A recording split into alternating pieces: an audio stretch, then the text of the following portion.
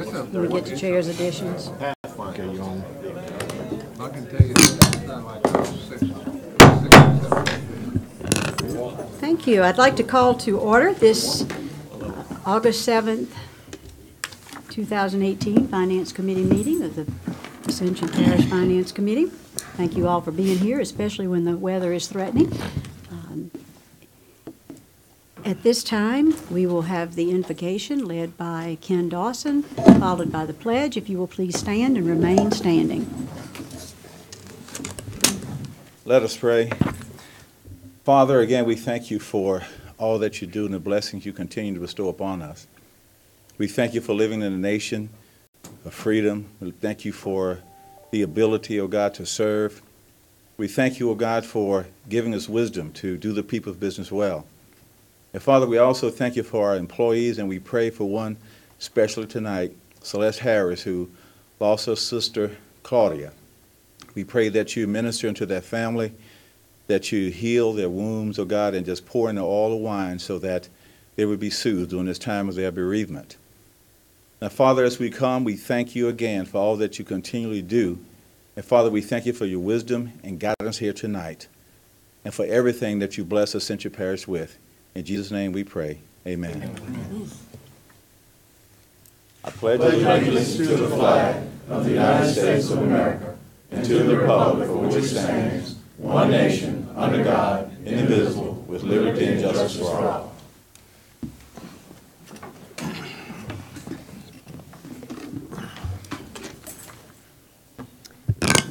Madam Secretary, Councilman Oliver Joseph is absent tonight, as is Councilman Travis Turner at this point. I'm not sure if Travis is arriving later, but I do know that Oliver is traveling. He's returning his daughter to Washington for school.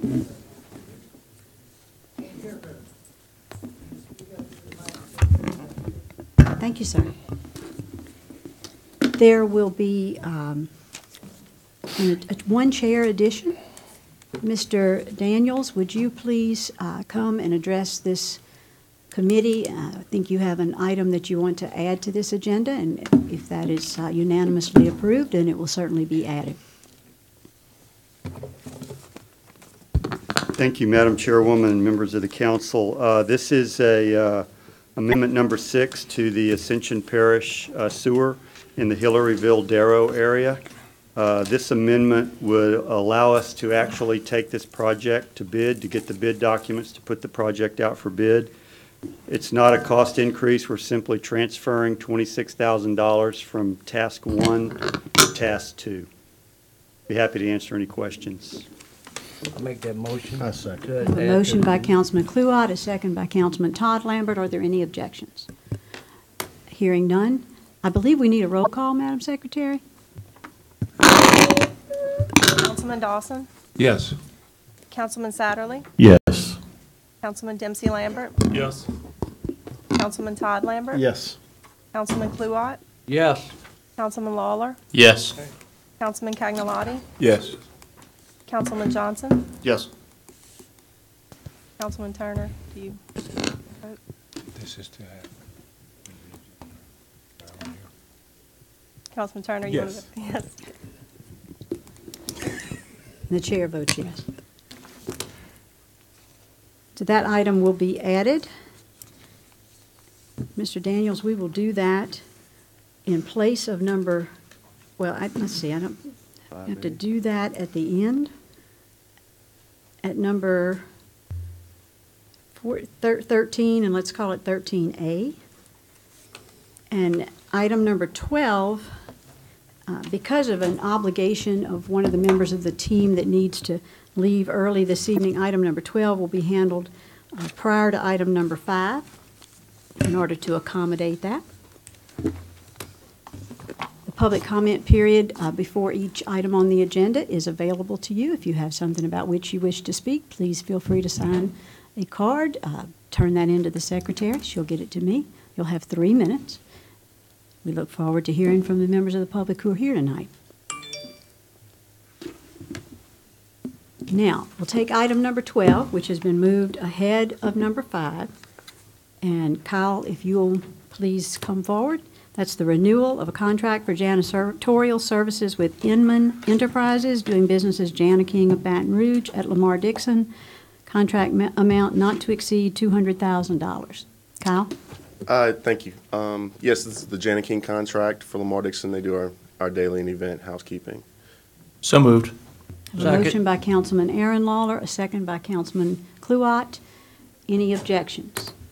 Excuse me, any questions? Mr. Lambert? Is that an increase from last year? It is. And By then, how much?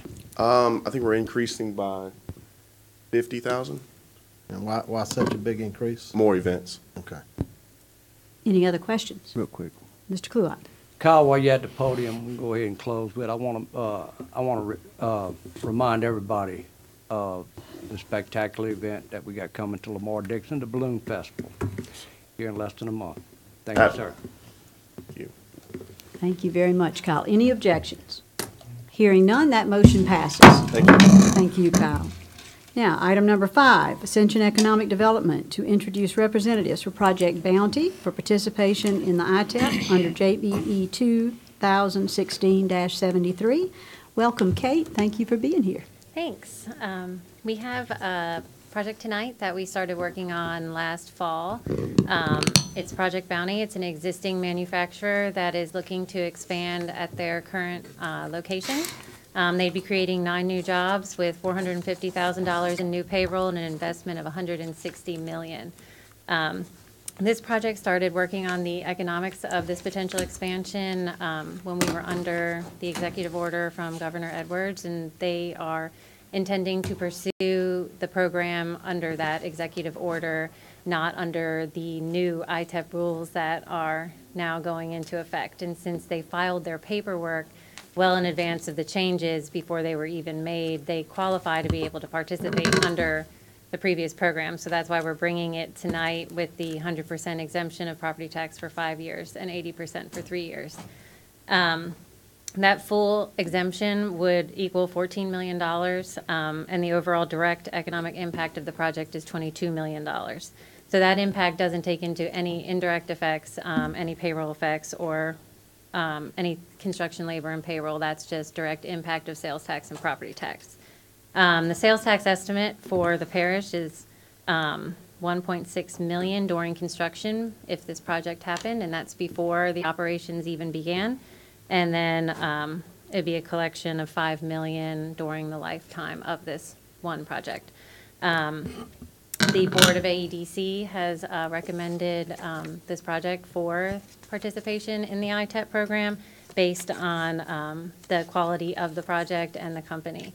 So tonight we have representatives from Project Bounty with us. We have Mr. Kent Hartwig and Mr. Peter Gay that will be presenting some detail of this potential expansion, some of the competitor sites that we are up against, and why this project would be a great fit for the Geismar location.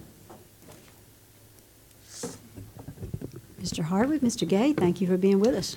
Good evening, Madam Chair, members of the council. My name is Kent Hartwig. I am a senior manager in corporate affairs with Renewable Energy Group.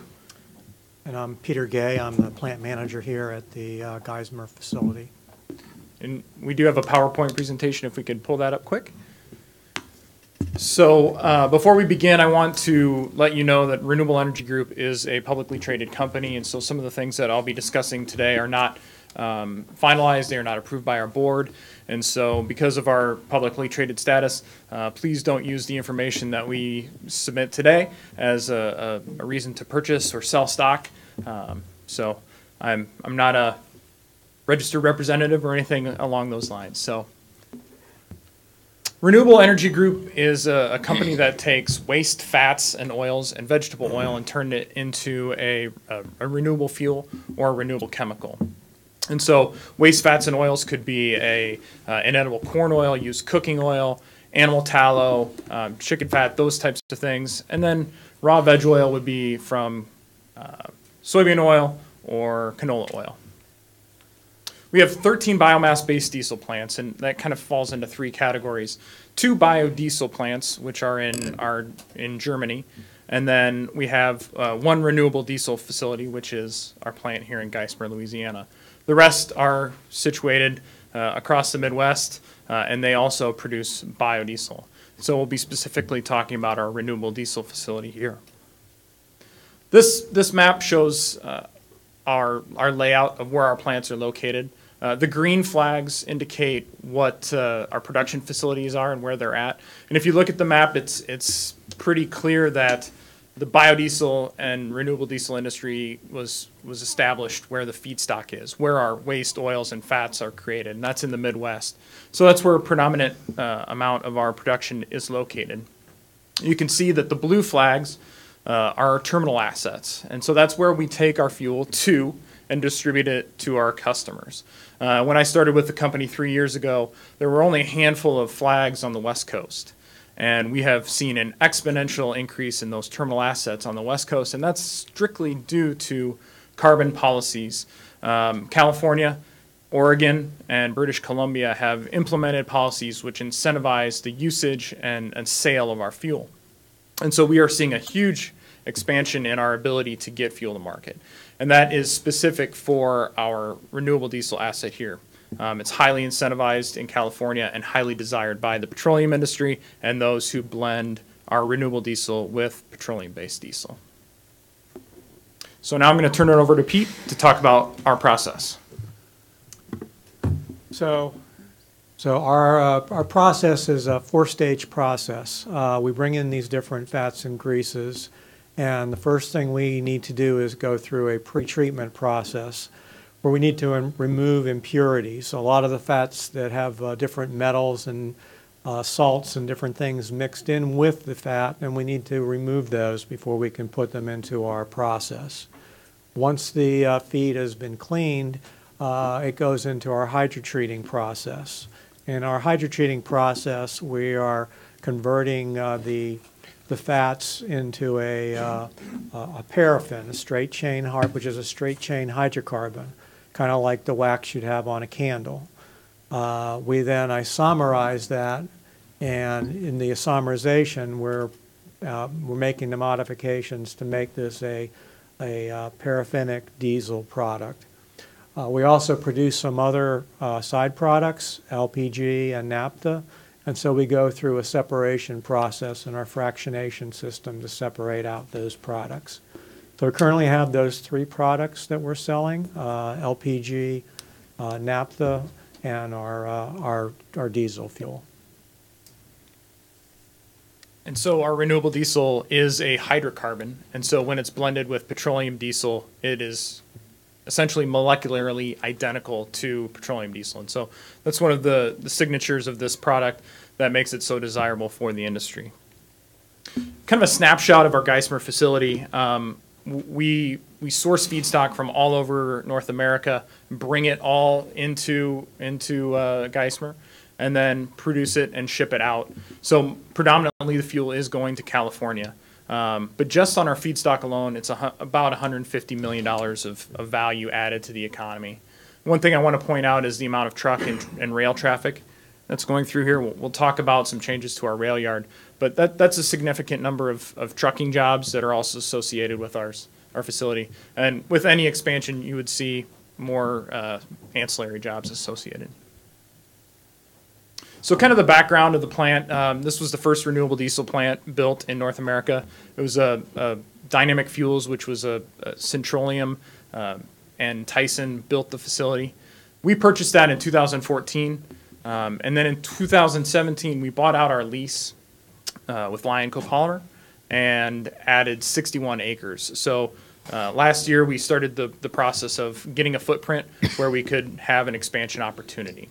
And so earlier in this year, we submitted those two advanced notifications, one for the project that we're speaking about today, and one for a potential doubling of our plant.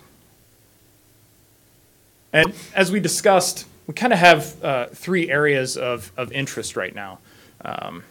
The West Coast is where our product is going. That's where the market is. And so we have a facility in Grays Harbor, Washington, which is a large biodiesel plant. But we are looking at an expansion there or an expansion somewhere in the Pacific Northwest to be kind of a hub for a West Coast renewable diesel facility. Our REG Geismar facility has land to grow We have a knowledgeable workforce, the potential to have additional workforce that's very well knowledgeable in the petrochemical industry, and the history of creating renewable diesel. The third area would be our Seneca facility, which is on the Illinois River, and that is where our feedstock is. And so as we look at where our expansion opportunities are, we have where our market is, where our knowledge base is, and where our feedstock is. And so that's kind of our competing network of where to grow. And so if we were to look at our Geismar facility, we're going to be shipping in feedstock and shipping out product. And so that's why we're here talking about the tax exemption to continue to allow us the opportunity to focus on this facility. So what are we looking at? It's an expansion of our 75 million gallon plant for an additional 39, which will bring us to 121 million gallons. It's a $160 million project with 150 construction jobs and 9 full-time employees. So we're looking to expand our hydro treating and our pretreatment process, our rail yard, and additional electrical infrastructure, which Pete will now, and we're kind of in that third phase of our engineering. So our front-end loading could potentially end somewhere at the beginning of 2019, and finished fuel, if it were approved by our board of directors, sometime in mid-2020.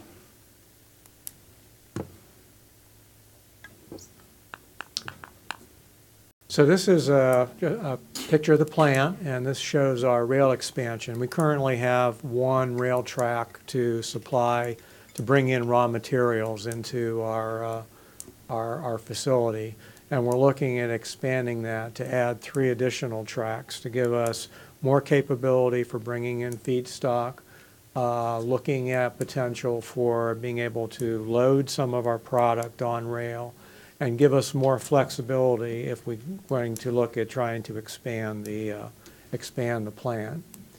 So this would add an additional, we currently have 10 spots. This would give us, increase it to 46 spots. This would be a significant increase in our capacity to be able to bring in and support an expansion.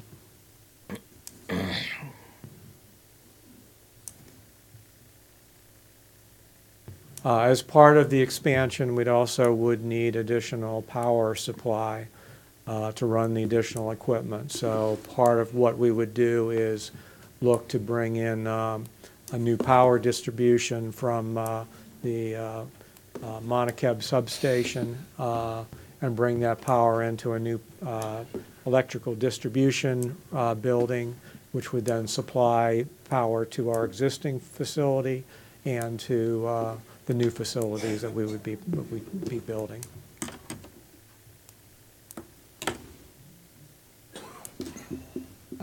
This is kind of an overview of the whole plant.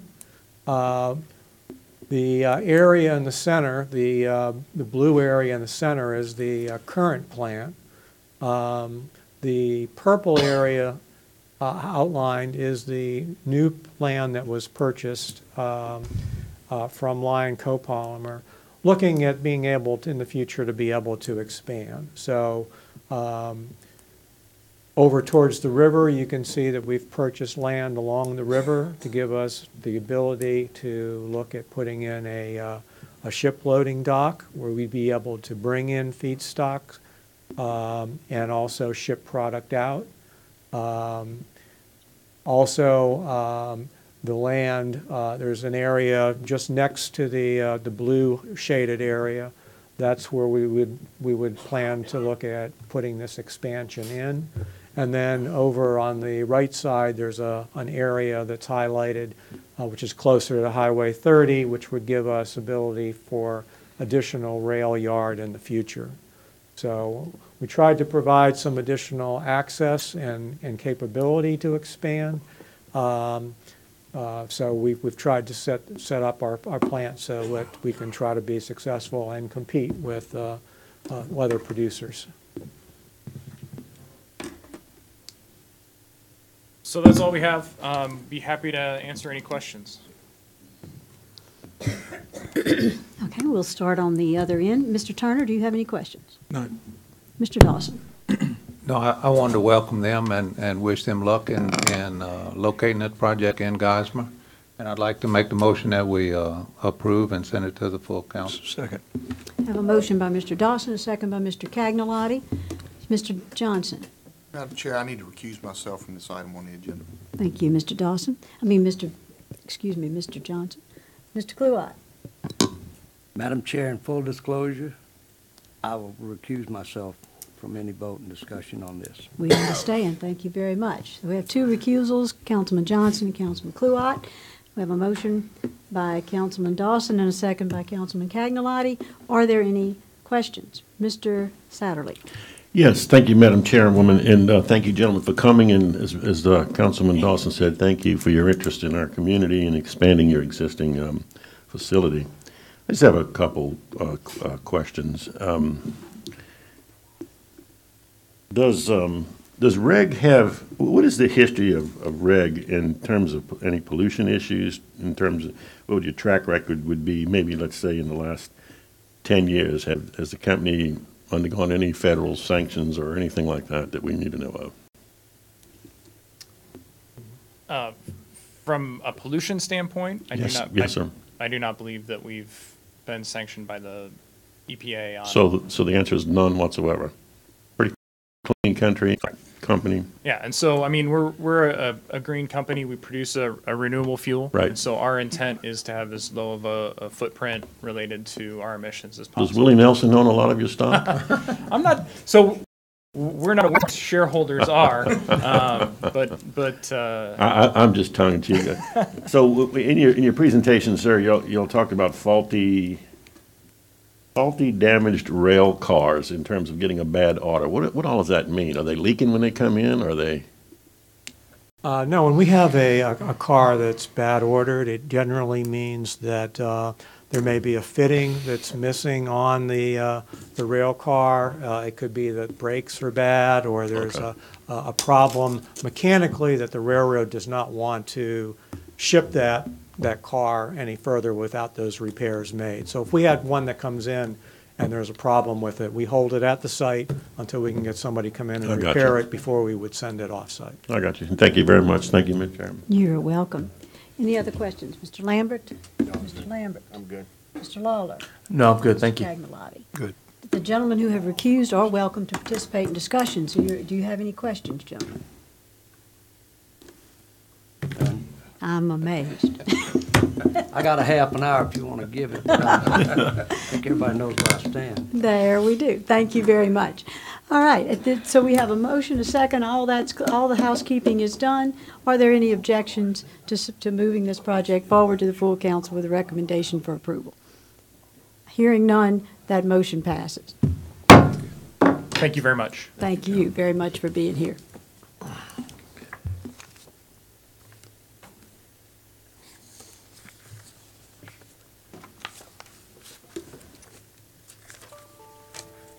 All right.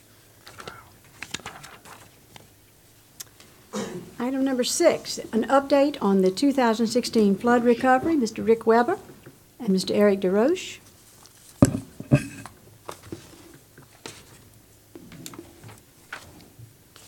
Madam Chair, members of the committee, it's the 2-year anniversary of the flood, and had I give you this briefing about 60 days ago, it would have been pretty disappointing, but my staff has done big strides in getting our reimbursements back over the last 60 days.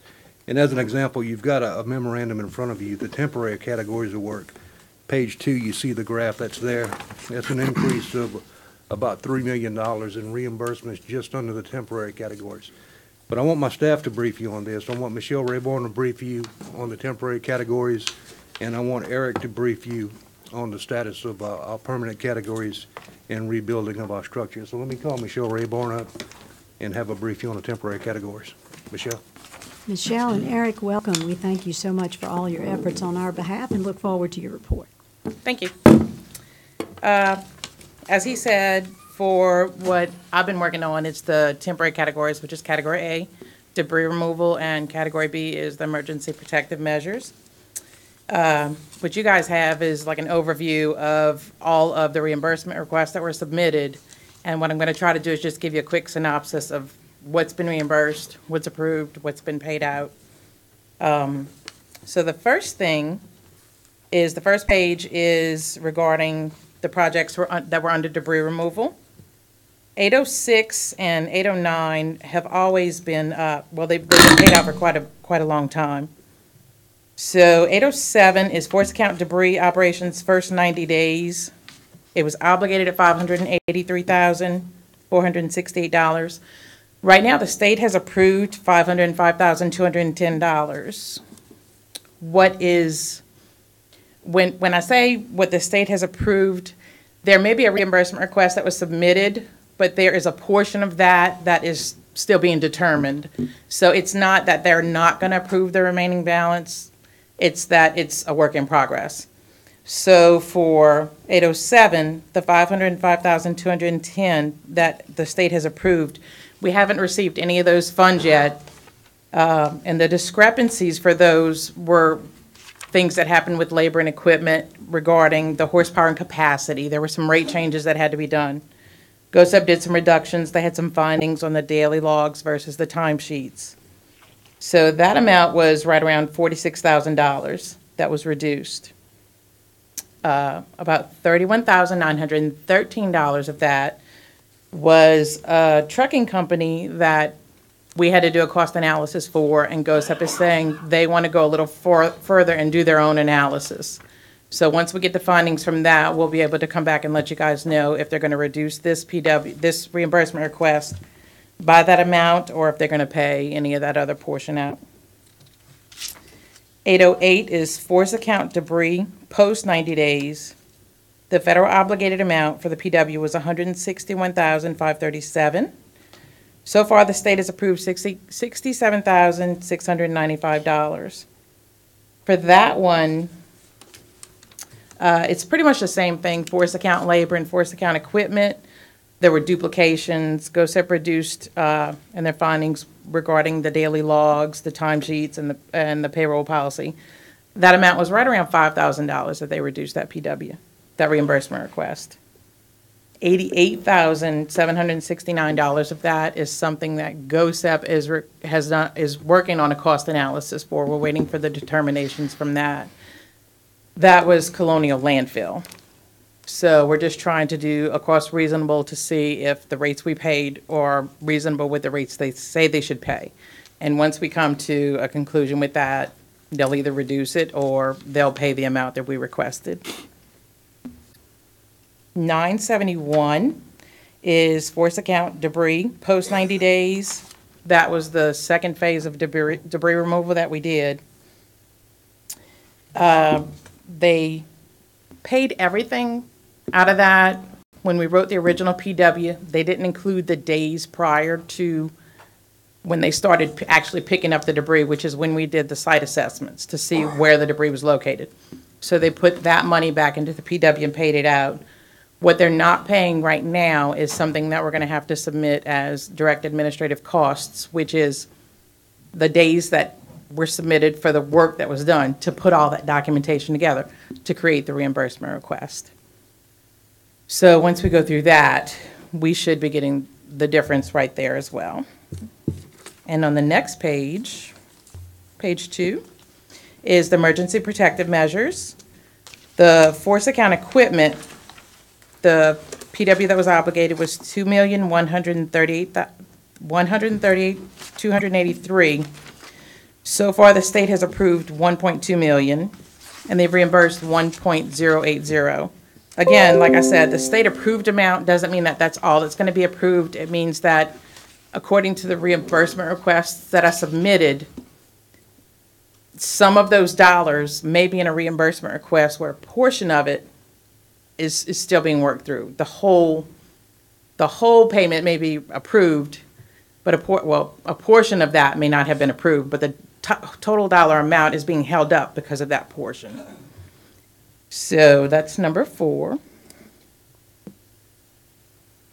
Of that one, a large amount of that was reduced for the pumping stations.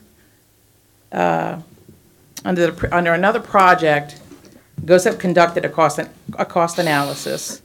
The commercial rates were what we submitted, And we should have submitted the FEMA schedule of equipment rates, which was the horsepower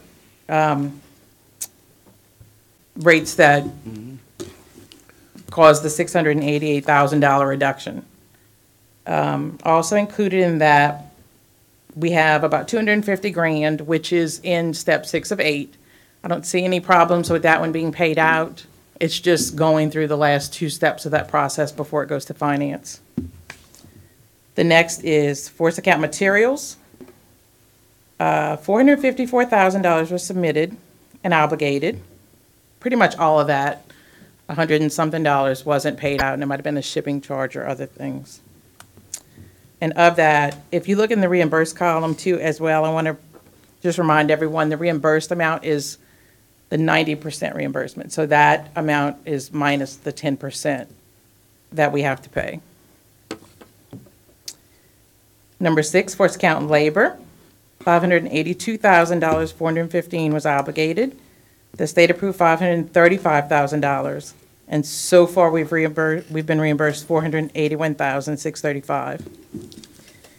And for all the force account labor, force account equipment, it's pretty much the same thing. It was just discrepancies.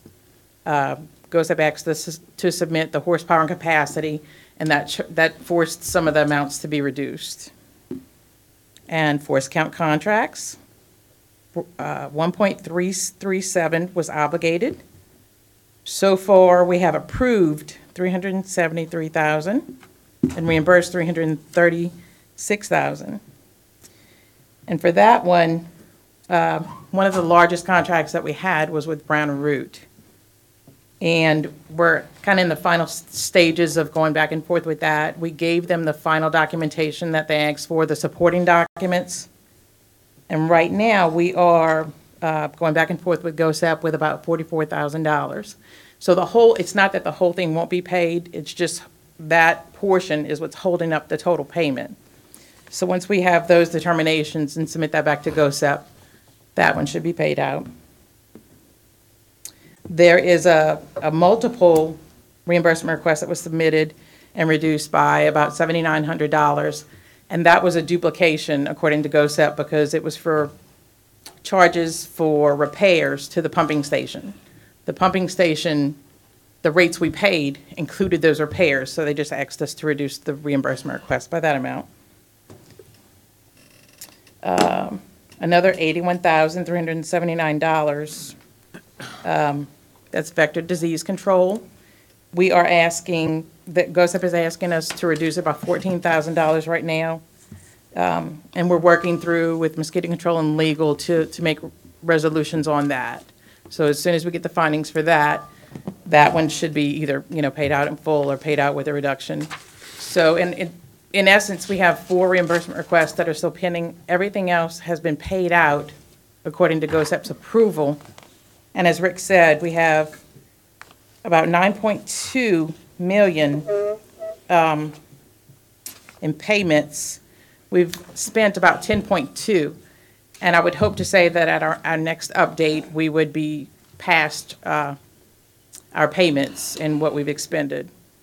So with that being said, if you have any questions, I know there was a lot of numbers. It's a lot of data, details. I'm open to any questions.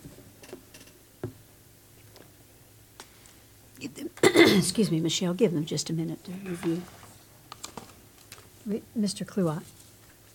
Michelle, Rick, all of you guys, I want to thank y'all very much. Y'all been fighting a hard battle for a long time. Given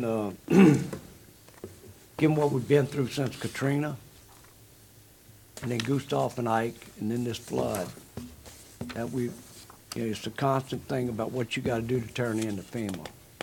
And the documentation is everything, and it gets very hard. And I know it goes back and forth, so y'all keep up the good work and keep trying. It's just a matter of paperwork, a matter of time. And, sticking with the rates. You mentioned the horsepower and equipment and everything, and that's what it's based off, unit pricing. And, so I want to commend y'all. This parish, y'all division, has continuously worked through every emergency we've had. and worked it out to the end. So I got all the faith in the world of y'all winning this battle. Thank you. Thank you, sir. Mr. Dawson. Yeah, I also want to thank you, Rick, and all your team for what they've done. It looks, let's make sure, Michelle, that I have the numbers just summed up correctly. It looks to me like we spent 10.2 million, and the state's approved us at 10.4 million, and we've received about 9.1. Is that, am I correct in that, or? If you look at the blue line, that's our expenditure line. The gray line is what we've been reimbursed thus far. We still I got a can't little. see that line on. It may be thin, but anyway, there's a gray line under an orange line. You should have a color graph, but the blue is a fixed cost, what we expended. The orange line is what was approved in the project worksheet, and the gray line is $9.2 million. So we're about $1 million south of the of break-even point right now, and we should have well enough in reserve to get above it. Next briefing, I hope to be above that. But one thing I want to be clear is that the funding that you're getting now, we did not make a rapid reimbursement request on any project. So they're going through the audit process while they're doing it. So the chance of you retaining the money and in 4 years from now having to deobligate it and take it out of the general fund won't happen. So you should be able to retain the money that you take. That's why it's taking a little bit longer, but I prefer to do it this way than to have to deobligate money a little bit later on when we start closing these projects out. So it's been through an audit process already. That's why it's taking a little longer. Is there any chance, Rick, of the 10%, or is that, I mean, The numbers that you see include the reduction for temporary categories, not for permanent yet. Eric's going to explain that, but this does include the 10% match that we have to come up with. Okay. Any other questions, gentlemen? Yes, Mr. President. Michelle, clarify that for me on the pump station work. We submitted the wrong This fees or what? This is what happened, Parish President. In Isaac, we got a reasonableness study, and we got the prices in the cost reasonableness study from GOSEP that said this is what it would cost if we had a commercial company to come out and put these size pumps in Ascension Parish. It was erroneously put into the project worksheet when we should have used the FEMA equipment schedule of equipment rate. So it was much higher commercially than it was for what FEMA would normally pay us for it. So we had to reduce it from Was that. the pumps we put at Alligator Bayou or at our pump Now, stations? these are our major fixed pumps at Marvin Bro and at Henderson Bayou Pumping Station. I know they keep changing the game. I mean, we got to stay on top of that because it costs money. But I tell you what, we got to applaud these people because if you remember not too long ago, Livingston Parish was in a lawsuit for $40 million. And Rick and them, they did the fast deal where they got the money and they were asked for the money back. We do it the careful way and it takes a little longer, but they do a good job. Thank you. Thank you, sir. Any other questions? Thank you, Rick. Madam Chairman and Council, give y'all an update on the permanent categories, which is basically the buildings. Everything else that we've been talking about permanent work, we've been briefed on the other meetings, and they pretty much have come up to a close. The big things that are still remaining are the buildings, which were damaged. Santa Maria Rec Center, PJ's Landing, the Cancer Center, Fire Station 60, and Fire Station 61. If you look on the brief, on the second page, you'll see a bullet format. That is an 18-month timeline that we had to go through with FEMA and GOSEP's assistance. And I can't applaud GOSEP enough for the help that they gave us in getting to our ultimate goal. Initially, FEMA came in and said that Santa Maria Park Rec Center, PJ's Landing, was not substantially damaged. When we had our building officials go out, do an assessment based off of NFIP standards, they were substantially damaged. But FEMA, PA side, doesn't recognize FEMA NFIP side. So we went through a whole process, and Myers Engineering provided a tremendous amount of data going back and forth to FEMA and GOSEP, and an 18-month process took us to get FEMA to finally recognize and see these buildings are substantially damaged, or in FEMA's terminology, 50% rule. So we got that on July 23rd. Now, that was one hurdle That was the major hurdle of getting the local FEMA JFO office, Joint Field Office, to recognize that as 50% rule. Now it needs to go to FEMA Region 6, Denton, Texas, and FEMA headquarters in DC for approvals before we can then start any work, design, demolition, or any rebuilding of those buildings. Now, with these buildings that are 50% ruled, if it is ultimately approved by FEMA headquarters, they will replace the building at actual cost for like, kind, and capacity. And what I mean is like, kind, and capacity. Currently, Santa Mar Rec Center is currently a metal building with a very small amount of brick veneer on the outside. Let's say for conversation's sake, to rebuild that building is $2 million. FEMA and the Parish Administration Council, everybody agrees we want a better building than that. We want a total brick building and everything else. That building may come in and cost $3 million. Well, Ascension Parish is on the hook for 100% of that cost over and above like, kind, and capacity. So hypothetically, that's a $3 million building. You have $1 million you got to come up with, plus the FEMA 10% match, and the NFIP penalty of $500,000, just as an example. Don't know what the building's going to cost, but we're just using it as round numbers for conversation's sake so y'all can understand how much the parish may or may not be responsible for. That's going to be the same case with PJ's Landing. That's also going to be the same case with the fire stations. Now, the fire stations are a little different where they have flood insurance through their carrier. On Fire Station 61, we went back and forth with FEMA, and we asked for them to recognize that fire station as an actual fire station. If you may or may not recall, that building was purchased as a residential structure, put a fire station. They did some small modifications to be able to use it as a fire station.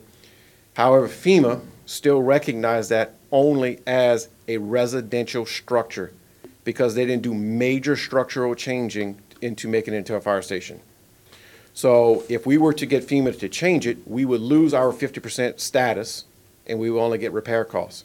So after evaluating that situation, it was determined the best option is what FEMA calls a 428 project, where we can take that money, use that money as improving it and building a new fire station. Then the fire districts and parish is responsible for that difference in cost for that building to be able to get them that fire station like they choose. And then this past Monday, we got some information on Fire Station 60. We have a lot of data that was submitted, gathered. We approved the data, and we made our official request to FEMA getting this additional data for them to be considered, and hopefully we can get a 50% rule on Fire Station 60 also. The preliminary data comes in from GOSEP that it will be 50% ruled. We just need to get FEMA local to agree to it so we can start that process. And that also has been an 18-month process. So it's a very slow process working with FEMA, but we have been fortunate that we got 2 buildings that we've been working on 50% ruled. Now we just got to get region and headquarters to make their approvals, and then we can then start moving with the planning of replacing those structures and designing and getting documents and all that together. Yeah. Any questions? Yes, Mr. Gulott. Yeah, once again, thank you. And I just want to know, you know, we talked about GOSEP, and it's going to have to go to DC on final decisions and to the district. What about the Joint Field Office, FEMA Joint Field Office? Do we have some consistency in management there? They've changed teams on a rotating basis. The longest a team can stay federally is 50 weeks. Right. We've been consistent with the same team. It's getting close. I'm looking for them probably in the next few weeks to the next couple of months to change team members. And so, but we have the current team recognized. So that was the big hurdle. So we have that. We got that recognition from the Joint Field Office at 50% ruled. The new team comes in. They're not going to come back and change that because the locals already did it. It needs to go to region. And we get region and headquarters approval. That takes some time. I'm guessing 8 to 12 weeks. It could take longer. It all depends on how much projects they have in their local offices to get approvals. So, but we're going to stay constantly on them just to continue to try to get updates as much as we can. Yeah, I just want to make everybody aware of the, as one agency, as a local agency within you guys, trying to deal with federal agencies that have a rotating door, and they all do, all the way to the Corps of Engineers and everything. And so to get some consistency in your message and let it stay, let it stick, get it in ink, and when they pass it on to someone else. So we appreciate the efforts. Mr. Dawson. Well, thank you, Eric. Can you, just real quick, can you explain to me what River Region, I read this, I can't figure it out. River Region Cancer Center is the building in Sorrento. Yeah, I know where it is, but what is this? We have finally, in May of this year, FEMA obligated that PW. We got roughly $70,000, give or take, that we actually going to get. We had a $136,000 NFIP penalty. And after talking with the administration, the decision was to apply for what the FEMA calls an alternate project, is to take those dollars and we're going to take it and put it towards the NFIP penalty on the mosquito control building repairs, which was approximately $90,000. So we're going to take that money, offset that penalty on that project.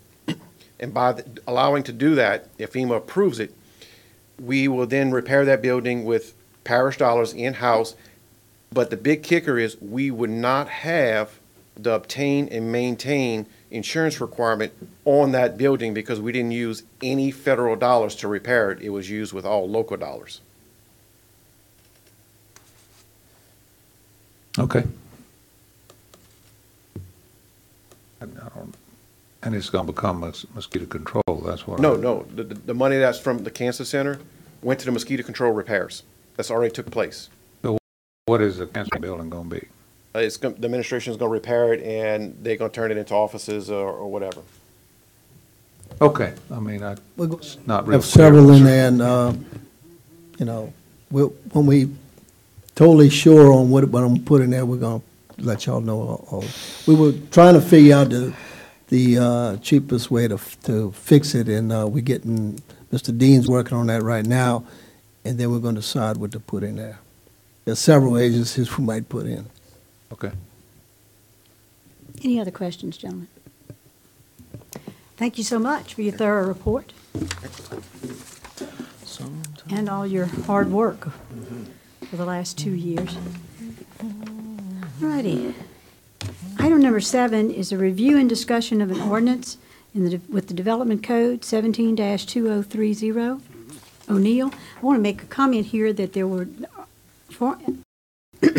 item for review and discussion. There will be no vote taken tonight. It is strictly for review and discussion.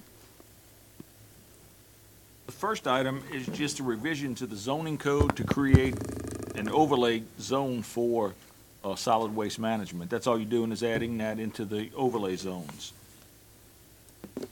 So item number 7 is the Development Code, O'Neill. Yes, it just Okay, adds, so it it creates adds it overlay into- zones. Okay, If you go forward with this, you would create a solid waste management overlay zone. okay, I see. Ready? So then are there any questions about that, or should we go ahead and open our floor to discussion about item number 8, and then, of course, we'll have public comment on that, and then we can discuss 7 and 8 kind of together. I think is probably the appropriate way to do that. Everybody agree? Okay. So we will begin our public comment period. We thank you. I want to make a comment since we're moving on to item number 8. Now, this opportunity to have a discussion about solid waste in our parish is a result of a couple of things.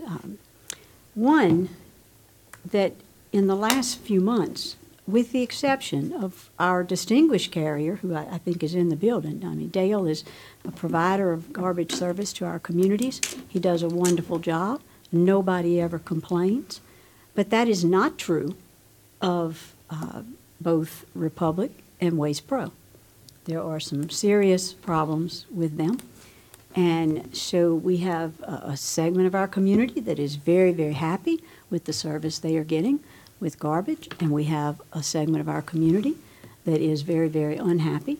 And this body is responsible to all of those folks. So this is an opportunity for us to have some discussion about how we can best meet the needs of everyone.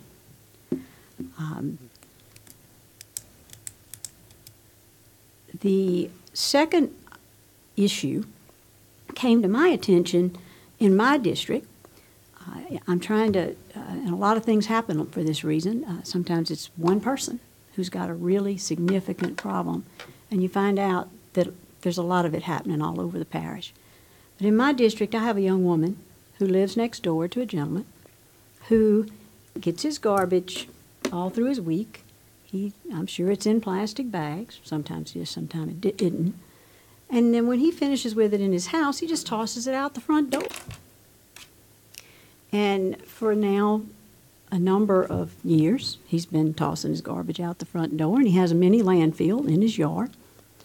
And there's rodents, and there's pests, and there's garbage all over his yard. And there is garbage in the ditch whenever it rains.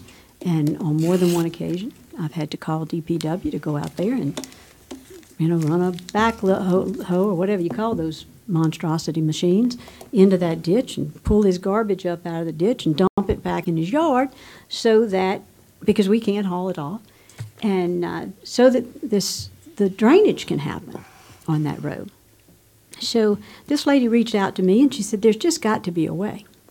And so we reached out to DEQ, and Doc was courteous enough to have the folks from DEQ come in and speak at strategic planning, I think on more than one occasion. You can correct me if I'm wrong.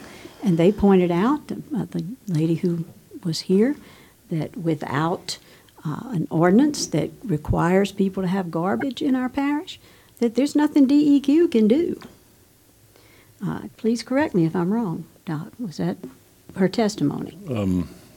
No, it's not, Madam Chairman. Would you like me to relate what happened at that meeting? Please. Okay. With all due respect. Please, I know. Yeah. First of all, it's my not. memory could be failing me. Okay. First of all, it's not the DEQ that appeared in front of us. Who appeared in front of us was the, and this was at the behest of President Matassa, and as you indicated yourself with this singular case that you were having, and having empathy for that, and also there was a mini crisis going on there. And then, as we've had actually since, and I think we all know these crises appear periodically, but they are transient and they seem to be solvable. But who appeared in front of our committee, and this was on October 27th, 2017, since you asked, was Ms. Carolyn Bombette. She is the Louisiana Department of Health, not to be confused with the DEQ, Chief of Field Operations. Also appearing that night, and with all due respect, Terry, you were not on the committee then, so it's right, you don't know about it. But Chantel Jones, Parish Manager, also appeared. So it's on October 27th. And so I took, not the liberty, I was concerned to see when I saw this on the agenda, I thought we had laid this to rest. So I took a look at the film this afternoon, and you will see in there that Ms. Bombette stated on the record that actually there were 60 complaints in Ascension Parish in 2017 for which she dubbed quote-unquote nuisance calls, which means when we asked her, what's a nuisance call, she said things had gotten out of control like you've just described with your constituent, with 60 residents piling up garbage when, they can't. And that does create health habits and so forth. There was no denial there. However, here's what I took from the meeting, and anybody can go back and look at this film, and I would recommend everybody do before we do anything knee-jerk this evening or beyond.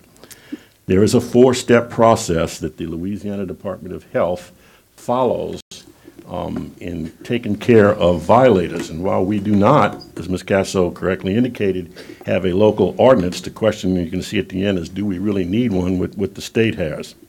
The process is as follows. The Louisiana Department of Health will take over after a complaint is registered with them, so it's a state watchdog agency, with an issuance of what Ms. Bombette called, that's the LDH Chief of Field Operations, a notice of violation. That notice of violation has an allotted time frame for a miscreant, a violator, if you will, to clean up his or her act.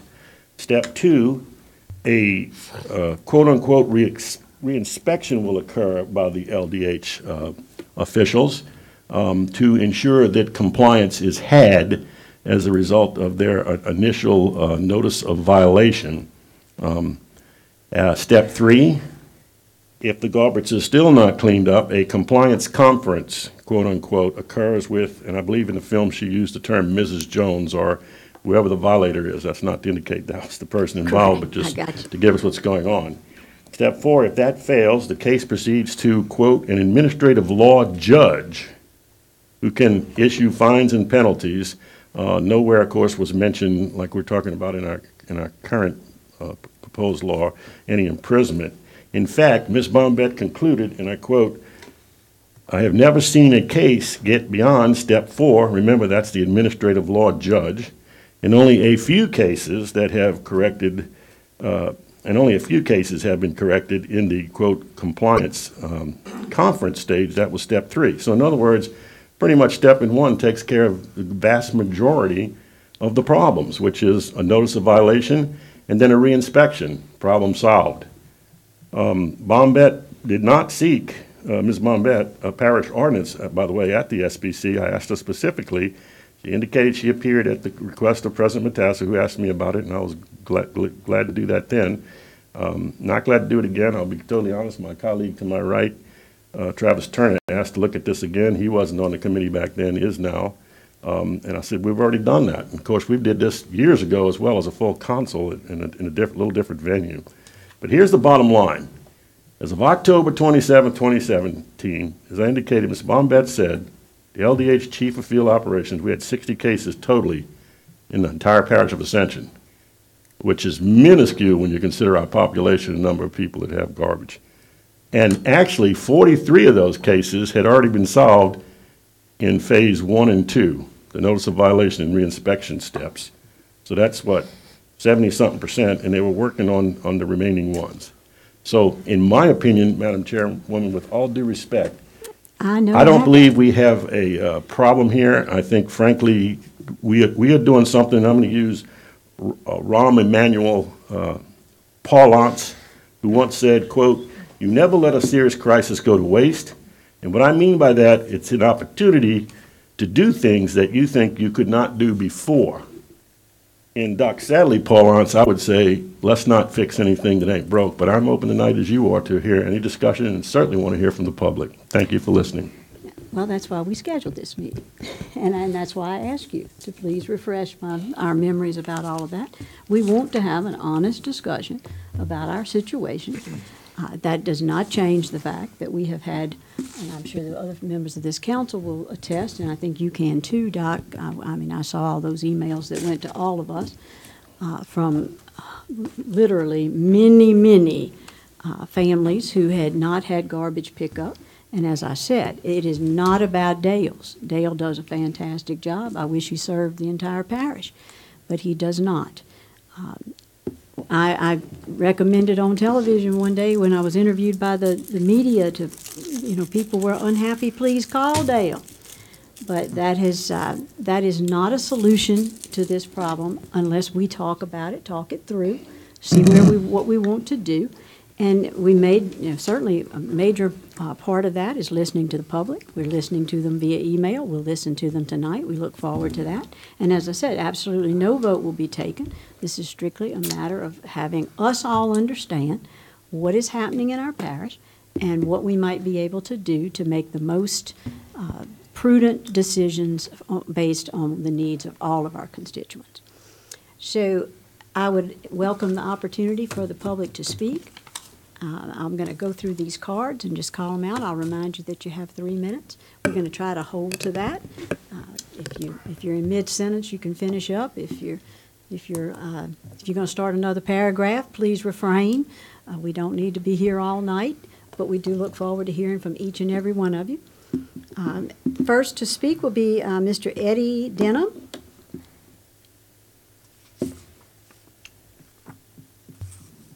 Mr. Denham, do you have a garbage company too? Yes, I do. I have not heard one complaint about yours either. VTS Garbage Service. We cater to seniors, disabled veterans, and handicapped people. Over the course of 1 year, we've been in business in September, it'll be 1 year. We've 800 and plus customers. All them customers have came from Republic and Waste Pro because they don't pick the garbage up. We do. I'm disappointed that y'all would even consider this piece of paper, whatever y'all want to call this. This is completely wrong. The people of this parish have a right to vote who they want as their garbage service.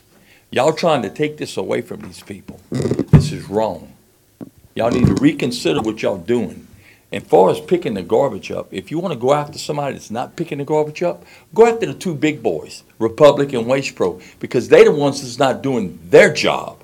Myself and Dale's are doing our job. You don't hear complaints about my service. You don't hear complaints about Dale's. The only ones you hear all over the news is Waste Pro and Republic. That's all I have to say. Thank you. Well, you and I agree. I agree. That's exactly who we hear the complaints about. We're going to hope to try to resolve this problem. Next speaker will be Miss Catherine Gobble. Excuse me, Miss Catherine.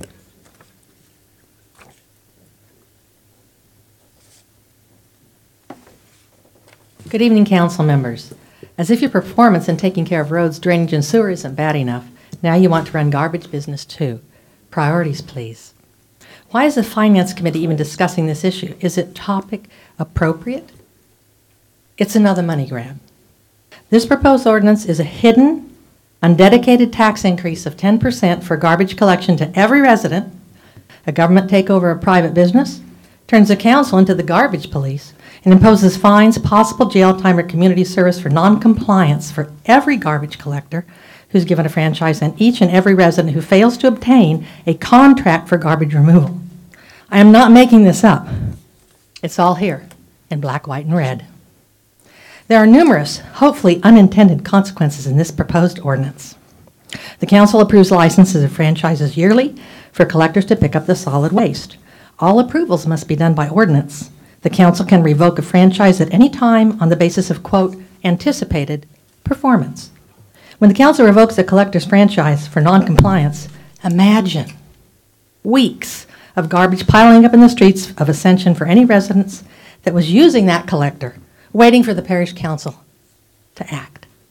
Free market solutions are better, like the valet garbage service recently offered by VTS for those who are not having their garbage collected in a timely manner. This ordinance is beyond punitive. It gives rise to the potential of every resident who does not have a contract and comply to these provisions doing 30 days of jail time or 4 8-hour days of court-appointed community service and being fined $100 to $500. Each day constitutes a separate offense. The parish can recover actual damages, costs incurred, reasonable attorney fees, and litigation costs. The collector shall pay a 10% franchise fee quarterly to the parish office. The council can change the collector's agreement or modify it from time to time to include such additional provisions as the parish council may deem necessary or advisable, essentially unfairly taking over a private enterprise. Do you really have time, members? And do you really want to become the garbage police? Council members will serve on boards, manage, enforce, and ensure that all residents and collectors are compliant. In instances of noncompliance, councilmen, board members will first contact by person or phone the residents or hauler and advise them. Second, send a written notice by certified mail, and finally, after 30 days of noncompliance, resort to any and all civil and criminal sanctions. All fines will be paid into the parish treasury and deposited into a criminal court fund to be distributed in accordance with the statute. Half of this surplus on December 31st of each year should be transmitted to the parish general fund. How will that money be spent, and what happens to the other half? The ordinance doesn't answer these questions. Keep on destroying public trust. This will not solve problems, but certainly create more. Thank you, and please put my comments in the public record. Thank you, Ms. Gobble. Chase Mawson.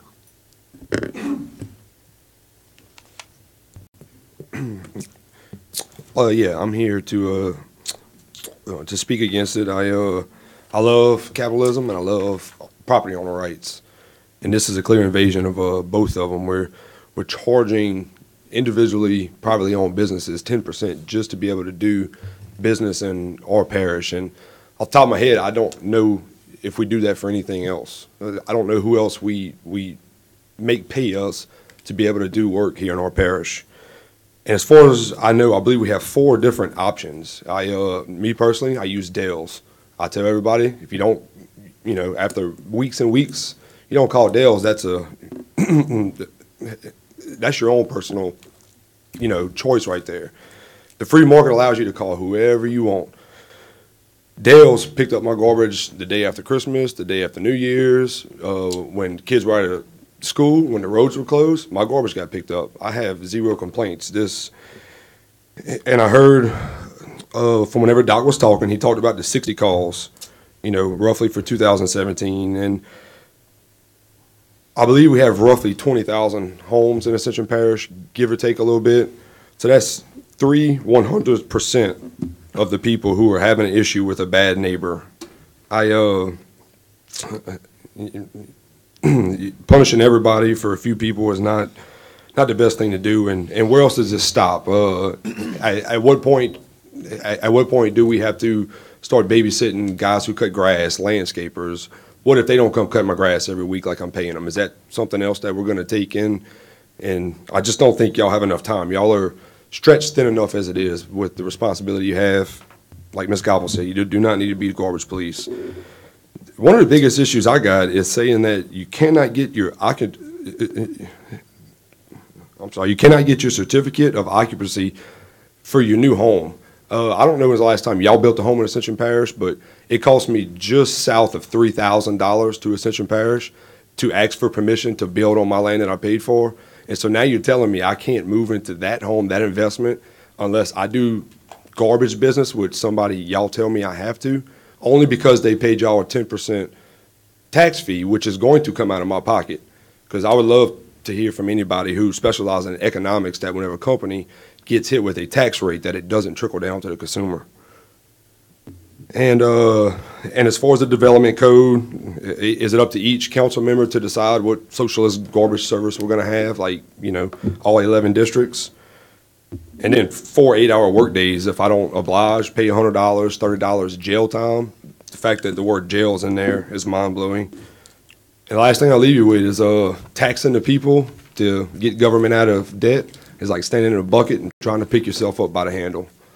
So thank you. Thank you, sir. Ricky DePlessis.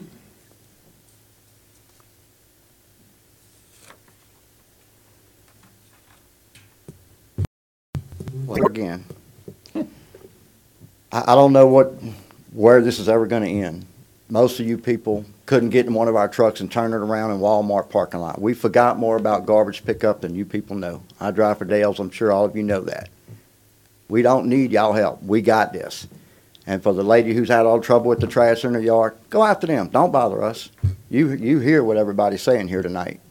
And mandating that we do stuff that we don't do, our job is we give you a can, we pick up your household garbage.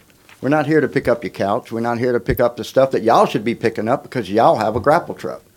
People pay taxes in this parish. That's a service y'all should provide. If somebody's got a couch they need to get rid of, if y'all want to be so much like wherever y'all modeled that paper off of, go there. But don't ruin Ascension Parish. There's more people moving from those parishes coming here than there is here leaving going there. Don't turn this into the mess that other people are leaving. Leave us alone. We got this. We need no help from y'all. We got this under control. Mandating us that we have to do something we're not in business to do is like telling your mechanic, well, after you fix my brakes, you also need to fix this dent in my fender and paint it too. That's not what he does. It's not what we do. And for you to mandate this, it's like a dictatorship. We're not going to stand for it. And as far as the thing in there about if I don't have a signed contract, I could go to jail, I don't have a signed contract. I drive for Dale. I got 2 cans. But you're going to make me have a signed contract? Yeah, we could pencil whip it and make it look like I'm paying for garbage service. I'm not the problem. You need to go after the ones that's causing you problems. It'd be like me getting a speeding ticket here on the way here, but give all of y'all one too. You're punishing the good for the bad, and it's got to stop. I used to be proud when I went out of town anywhere, and people ask me, man, where are you from? Well, I tell them, man, I'm from Santa Maria. Where is that? It's a little town in Ascension Parish. And they Google Ascension Parish. It don't look good. A lot of the politics and stuff that goes on in this parish, man, I go out of town now, I hope nobody asks me where I'm from. And I hope they don't Google it. The old people used to say, when you find yourself in a hole, stop digging. Y'all need to do that. Y'all need to leave this alone. You can put whatever percentage fee you want, franchise fee you want. If a guy's not going to make it to work and pick up your garbage, it don't matter how much you're charging them. It ain't going to improve the service. You're going to cost everybody in this parish money. And what are they going to have to show for it? Nothing. a higher garbage bill. First, they're gonna be mad at us, but we're gonna give them y'all number. This isn't anything we're doing. We're doing everything we're supposed to do, by the book. And if I wanted to have a garbage service with somebody, and that man wanted to bring me a 1/4-inch can that weighs 600 pounds with no wheels on it, and I gotta drag it to the road with my tractor, that's between me and him. It's none of y'all business. What kind of can we got? Y'all just taking away too many of our rights, and it's got to stop. Thank you. Thank you, sir.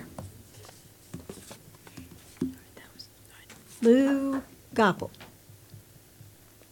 Oh, I apologize, Mr. Goppel. I see you had checked you did not desire to speak. Jeff Pettit.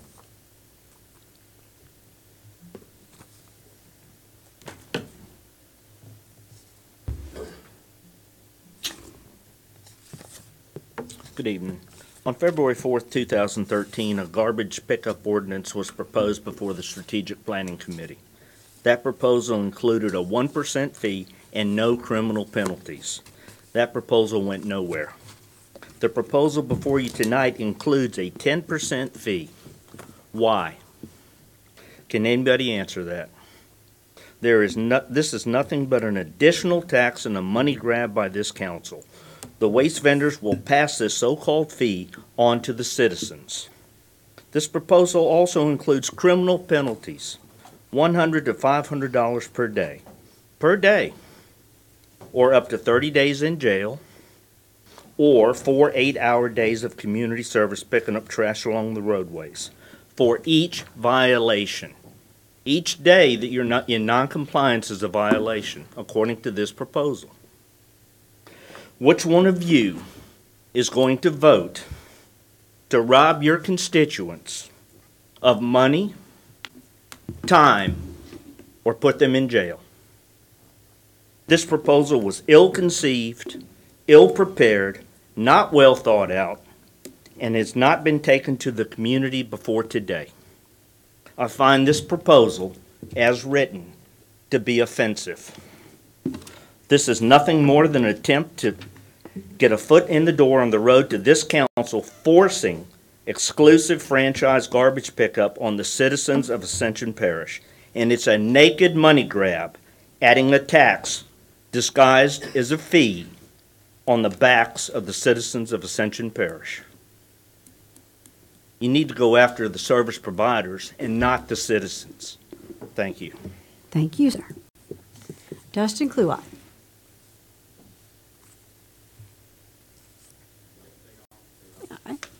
He has a baby at home, doesn't he? A new baby. Travis. Rowdy. Rowdy, that's right. Rowdy, Travis Joyner. Accurate. How y'all doing tonight? Well, you're I'm good, not sir. going to repeat everything everybody else already said.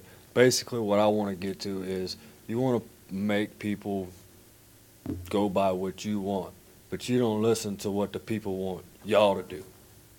So you want these big corporation companies to overweigh these small companies. That's all you're doing. You're allowing these big corporate companies to take control of what we were originally made of and brought upon.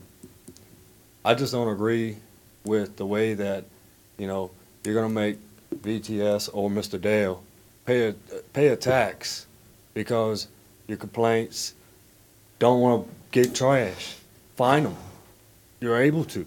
Do it. That's all you got to do. I'm not going to want to pay that tax.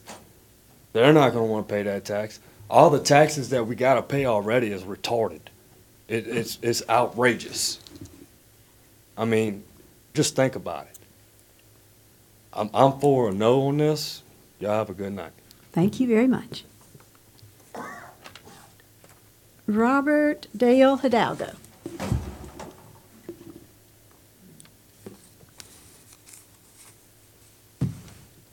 How y'all doing tonight? Good, sir. Thank you. Oh, great.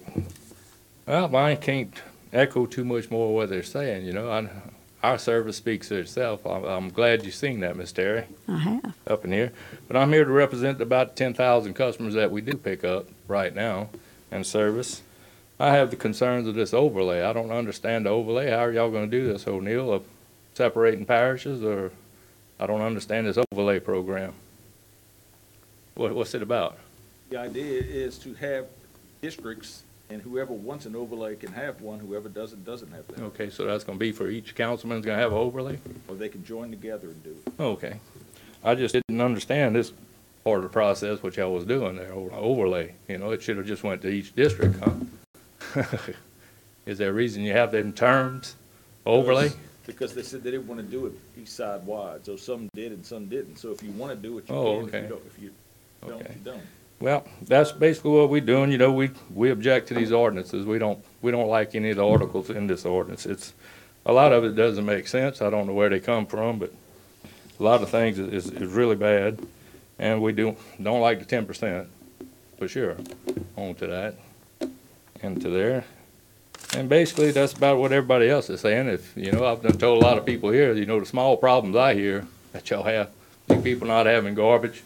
I think Mr. Randy told me he's got problems with garbage in the canals and stuff like that. Maybe we could work together and figure out something to do with this without passing this ordinance, because it's basically gonna hurt the people, you know?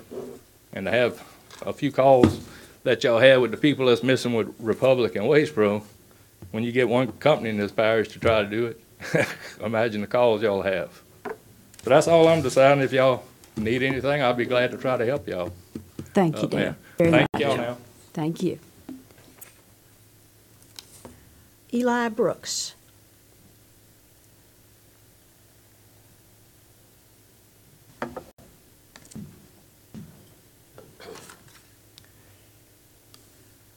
Miss Terry, I'm from your area. Yes, sir. And I'm totally against this. Thank you. Because anytime you go on level a tax against your citizens, you better think twice. Because people are about fed up with all this. Y'all come up with this here, and you're going to tax the people. Or you're going to put them in jail. Well, I had a problem with my garbage being picked up. I didn't call you. I don't need to call you. I don't need to call any of y'all up here. I take care of my own business. I called the headquarters. This morning my garbage was picked up. But I will change, and that's my position to change, not your position to make my decision to change. None of y'all can make my mind up to do what I want to do. And if I get arrested, somebody's going with me to pick up trash. Well, we thank you, Mr. Eli, for that. So that's all the comments I think we have. Excuse me? I was supposed to take Dustin Kluwat's comment time, but I filled out a paper, so I didn't. It doesn't indicate My name what is Joel item. Robaron. Okay, well, please, Yes, feel ma'am. free. 7217 Highway 44, Gonzales. Thank you. I mean, forgive me, I could say I'm flabbergasted, but I'm not. It's not a surprise. It's really disappointing. The fact that you're going to sit here and you're going to tell me the way to fix a problem is to go complete opposite direction and do something different.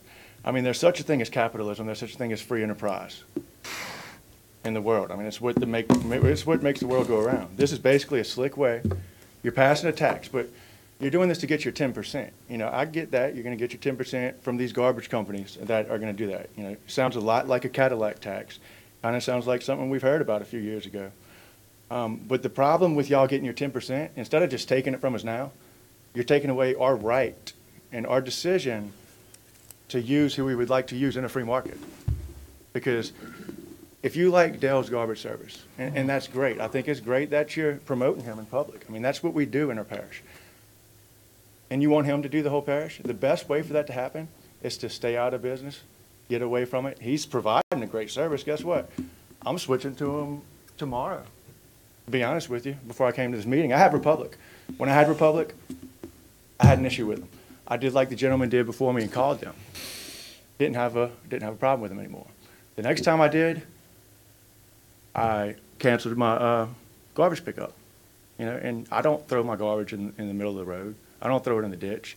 And the fact that we're going to pass a 10% tax on the people, because it's what it is. It's a 10% tax on the people. I'm a businessman. If somebody puts a 10% tax on top of what I'm doing, guess what I'm doing? It gets passed right on to the consumer, and they don't have a choice anyway.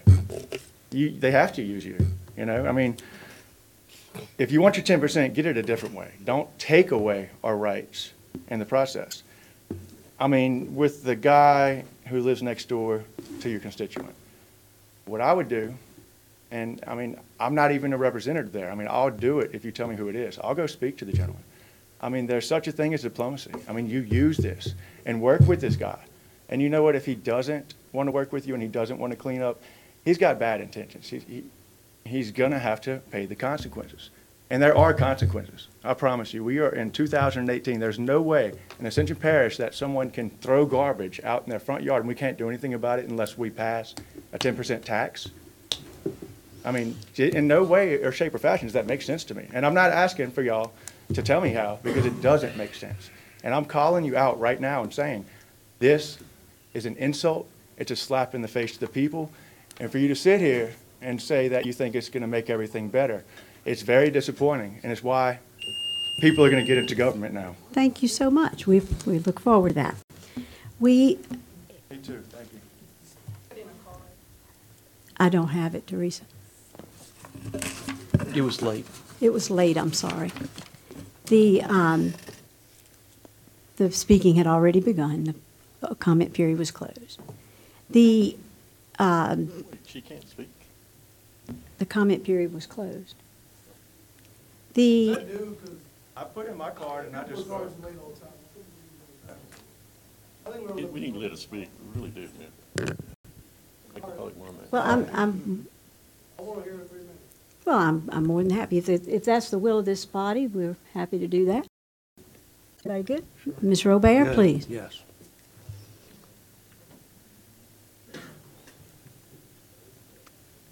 Thank you, I appreciate it. I'm not going to take 3 minutes.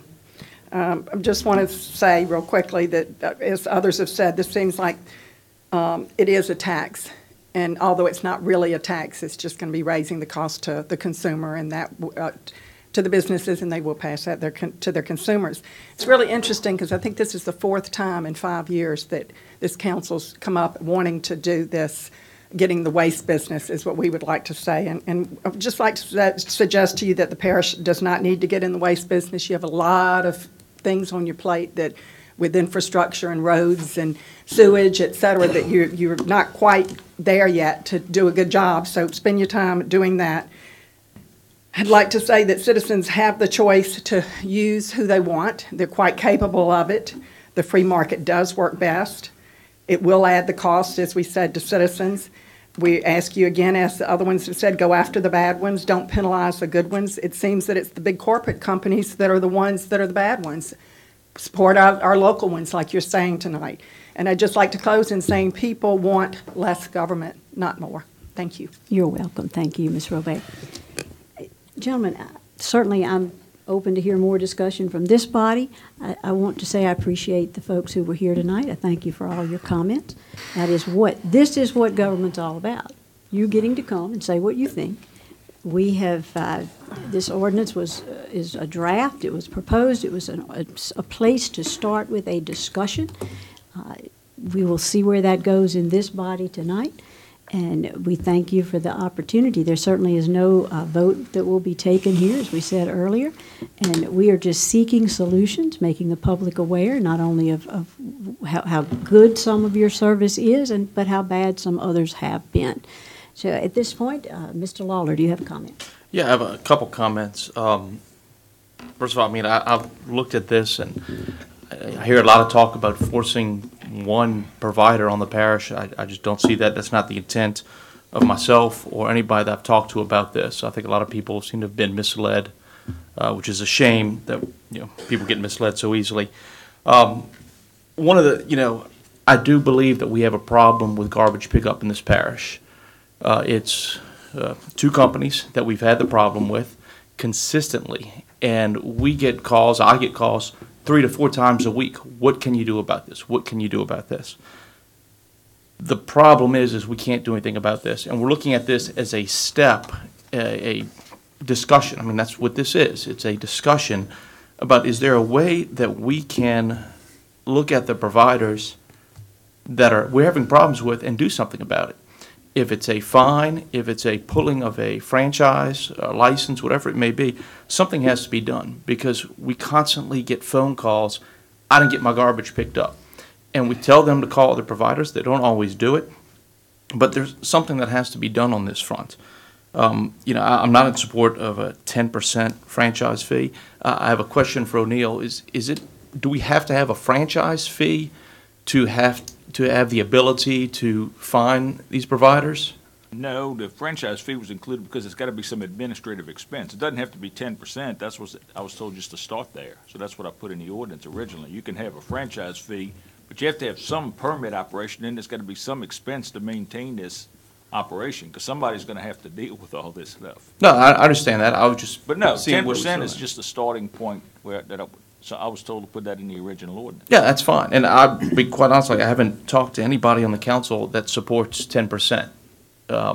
Anybody that I've spoken to about this says this should be, nominal per se, just giving us the ability to talk to the providers that aren't providing the service that they should be providing. We also have an issue, and it's not just with people throwing trash in their front yard. I have people in my district that for some reason think it's okay in a neighborhood to burn their trash in a backyard. I'm not talking limbs. We should be able to burn our limbs, burn our grass. All that's fine. I'm talking garbage, milk cartons, egg cartons, all that kind of stuff in the backyard. People need to pick up trash. And, if these people can't afford it, call Dale's and see if they have any pro bono service. Something that they can, help for the people that can't afford it. You laugh, but attorneys have pro bono. Doctors do pro bono. I think every profession should be willing to do some pro bono work for the people that can't afford it, to give back a little bit to the community there. If this thing goes forward, there are a couple things I'd like to see. I'd like to see, with regard to the commercial companies, any provider out there, that they'd have to provide notification within 30 days of any miscollections, the number of households that they missed, and the number of days the collection was delinquent. Because I can understand any company may have a situation where they miss a couple houses. But I know we had a situation in my neighborhood where they missed 250 houses for 2 weeks straight. That's unacceptable. We had areas in my district and other districts that they missed for 4 weeks straight after Christmas. And I said it at the time, Christmas is not a surprise. It's been around for 2,000 years. It's on my calendar. If you don't have it on your calendar that we're going to have a lot of trash that day, you've got a problem. So this is what I'm looking at as a way to talk to those people, those providers that are not doing their job. We need to have the ability to do something about that. Dale's is doing a great job. VTS is doing a great job. I hear great things about y'all all the time. And this is not, I don't know where some of y'all got where, hey, this is just to limit who we can use. I mean, I have an idea of where we got it, but it's inaccurate. And people make things up, and I think that's a shame that people are going to mislead the public that way. But that's not our goal. It's not my goal. It's not nobody I've talked to. It's not their goal. Now, one of the things that personally I have an issue with is we have a problem with our roads. And we need to look for a market solution. And that's one of the things that I'm encouraging every subdivision to do, is to look at a market solution. And that's, hey, can the subdivision, homeowner association, whoever it may be, come together and talk to VTS, talk to Dale's, because those seem to be the only two that are doing a good job, and see if y'all can come in our neighborhood and be the provider for that neighborhood. Because right now, in my subdivision, we have 4 companies. We have got garbage trucks from Monday to Saturday. Do you know what that does to our roads? Do you know how annoying that is, that every single day there's a garbage truck? I can tell you, that's horrible. It's terrible for our roads, and we hear the complaint all the time. We don't have enough money to take care of our roads. But we also have to do something to make our roads last longer. And that's a private market solution. That's capitalism is these homeowners associations maybe should get together and talk to these providers and see if they will come to our neighborhood and be the sole provider for that neighborhood, give us a better rate. And that's one way to do it, to get some of these off of our roads. And that's a very important aspect to this. Because right now, the garbage trucks are ruining our roads. And we got to put a stop to that, whether it's leaking fluids that are corrosive to asphalt or just running over the roads constantly. One of the things I did hear, though, and this was talking about a transfer of surplus funds. My thought is, if there are surplus funds that are left over at the end of the year, that it would not go into a general fund, I would ask that if this is the route we go, that they go into a maintenance fund for neighborhood roads. Because that's where we have a tremendous problem, is maintaining our neighborhood roads. And if there are any funds that are collected from this, that those funds go into that maintenance. There's nothing we can do. It's a collection of fines, 50%. Right now, there are no surplus funds. You are funding the criminal court fund. But the state law requires that criminal court funds, 50% go into one, and they're dispersed between the sheriff, the district attorney, and the court system. The other 50% goes into the parish system, into the general fund. Now, you can from there designate, but state law designate where criminal fines goes. But you're talking about criminal fines. I'm talking about, I know there was talk about a franchise fee. Certainly don't want anything that's going to be 10%. Right. But if we did 1%, right, which, 1%, it's my understanding that Dale's charges $24 a month thereabout. That's 24 cents a month for the average home. You know what I mean? I think that's something most of us can afford. If there's anything left over of that after any administrative fees, can that be, absolutely, put into a transportation fund? Absolutely. You can designate where it's going to go. Okay. That's all I have to say on it right now, but I'll open the floor for anybody else that wants to speak. Other comments? Mr. Kulak? Yeah, it's no secret that I'm not in favor of this proposal that's in front of us tonight, but I constantly believe that necessity is the mother of invention, that you do have a problem, that we look toward the problem and work it out. While we can't penalize the non-performers in the garbage business, definitely their poor performance will penalize them in the long run, and that's been stated here tonight.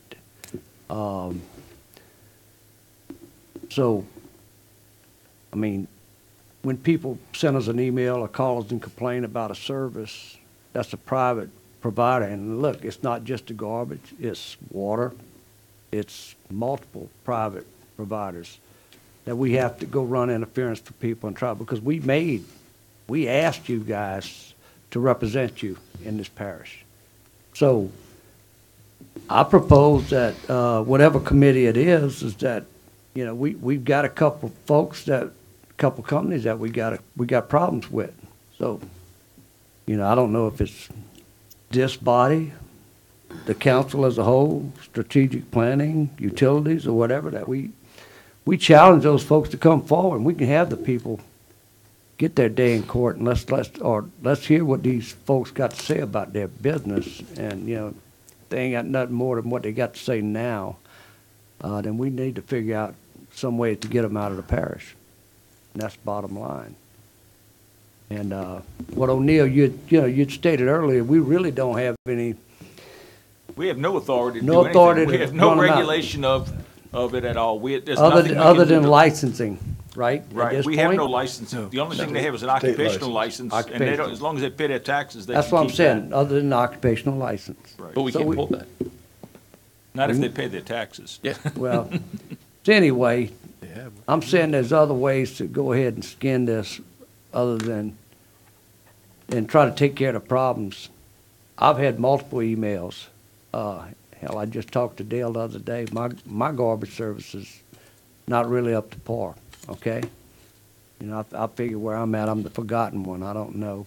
You'd mentioned 250 houses missed for 2 weeks. In your area, they might could travel less than a quarter mile and miss in several big subdivisions 250. You missed 250 houses in Santa Monica. You done traveled about 4 miles. You know what I mean? So you really lost. So what I'm asking is there a way to get these folks? Because at this point, I don't remember any public body where those companies were brought in or asked. They can participate or not participate. Asked to come in and explain what are they going to do to tighten up their service to the people of Ascension Parish, wherever. And I don't know if this is even feasible. That's just common sense stuff. So that's all I got to say. Thank you, Randy, very much. Mr. Bill? Thank you. I didn't look at the cards. All I saw was red. Was there a green card? Not a green card. So, that tells us, I think, if somebody was having a severe problem, they didn't bring it here tonight. So everybody that brought a red card here, they don't think we have that much of a problem. And, I'm glad that we got the input because, we'd heard some different things. And I'm not sorry that we listened to that tonight. I think we need to go back to the drawing board, this is not the solution. And therefore, I'd make a motion that we postpone indefinitely this. And I agree with Randy. We need to look at what we're going to do with the ones that we're having trouble with. But I also agree with the majority of people that were here that it's not punish everybody. Yeah, I'm going to second that. Thank you very much. And I would like to explain why, Madam Chairman. Please. Thank you. We just heard from a councilman just moments ago that something has to be done. This is going to appear really odd to most people that know my relationship with the individual, but I absolutely agree. Something does need to be done. And this is what it is. I've already said it before the public even spoke. We do not need to use these mini crises from a manual, right, that invariably resolve themselves anyway. What we need to do is just let the mini crises go to waste, because we don't need, as I said, to fix anything that's not broke. Let me address burning. Same councilman talked about it.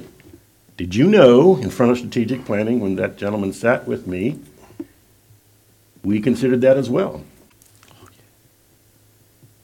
And actually, I think he was somewhat supportive, at least in the beginning, but we didn't have the support to pass a burn ordinance. Can you imagine that? A burn ordinance in the entire parish of Ascension. Gonzales has one. We were told by committee members the state of Louisiana has burn ordinances. So you don't need one in Ascension Parish. We could just use them. Does that sound familiar to anyone? The state also, through the LDH, I just talked about 60 cases, 43 already resolved. We have a state watchdog agency. We have laws there. It is true what one of the speakers said. I see him smiling. You were right, sir. You can't just go pitch your garbage out into the street and get away with it. Maybe the problem is we're not complaining to the right sources, or maybe we're not telling our constituents the right people that they need to complain to get resolution. Burning trash. Missing collections, the gentleman said, excuse me. The gentleman talked about missing collections. We got to do something about that. Once again, I agree.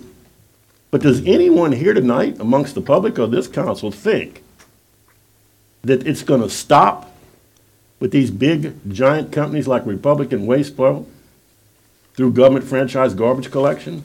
No, it's not. We can get Mr. Dale back up here, and I'm sure he's going to tell you about the, not millions, billions of dollars they make because they're nationwide, not just in Ascension. I assure you, they will absorb the teeny little fines you can give them. And I'd like to see us actually put any of them in jail. It's going to do nothing, and it's going to happen again. And guess what? When we leave here tonight, 2 or 3 weeks from now, we're going to have another mini crisis. Are we going to go, as Miss Robert said? I thought she kind of put the topping on the dropping tonight. Couldn't resist. I'm an old poultryman. This is the 4th, 5th bite at the apple. And I hope this motion we just had from Mr. Dawson is meaningful. In Robert's Rules of Order, a motion to postpone something indefinitely is 99% of the time a death sentence to the issue. Let's let it end tonight. Thank you for that, Doc.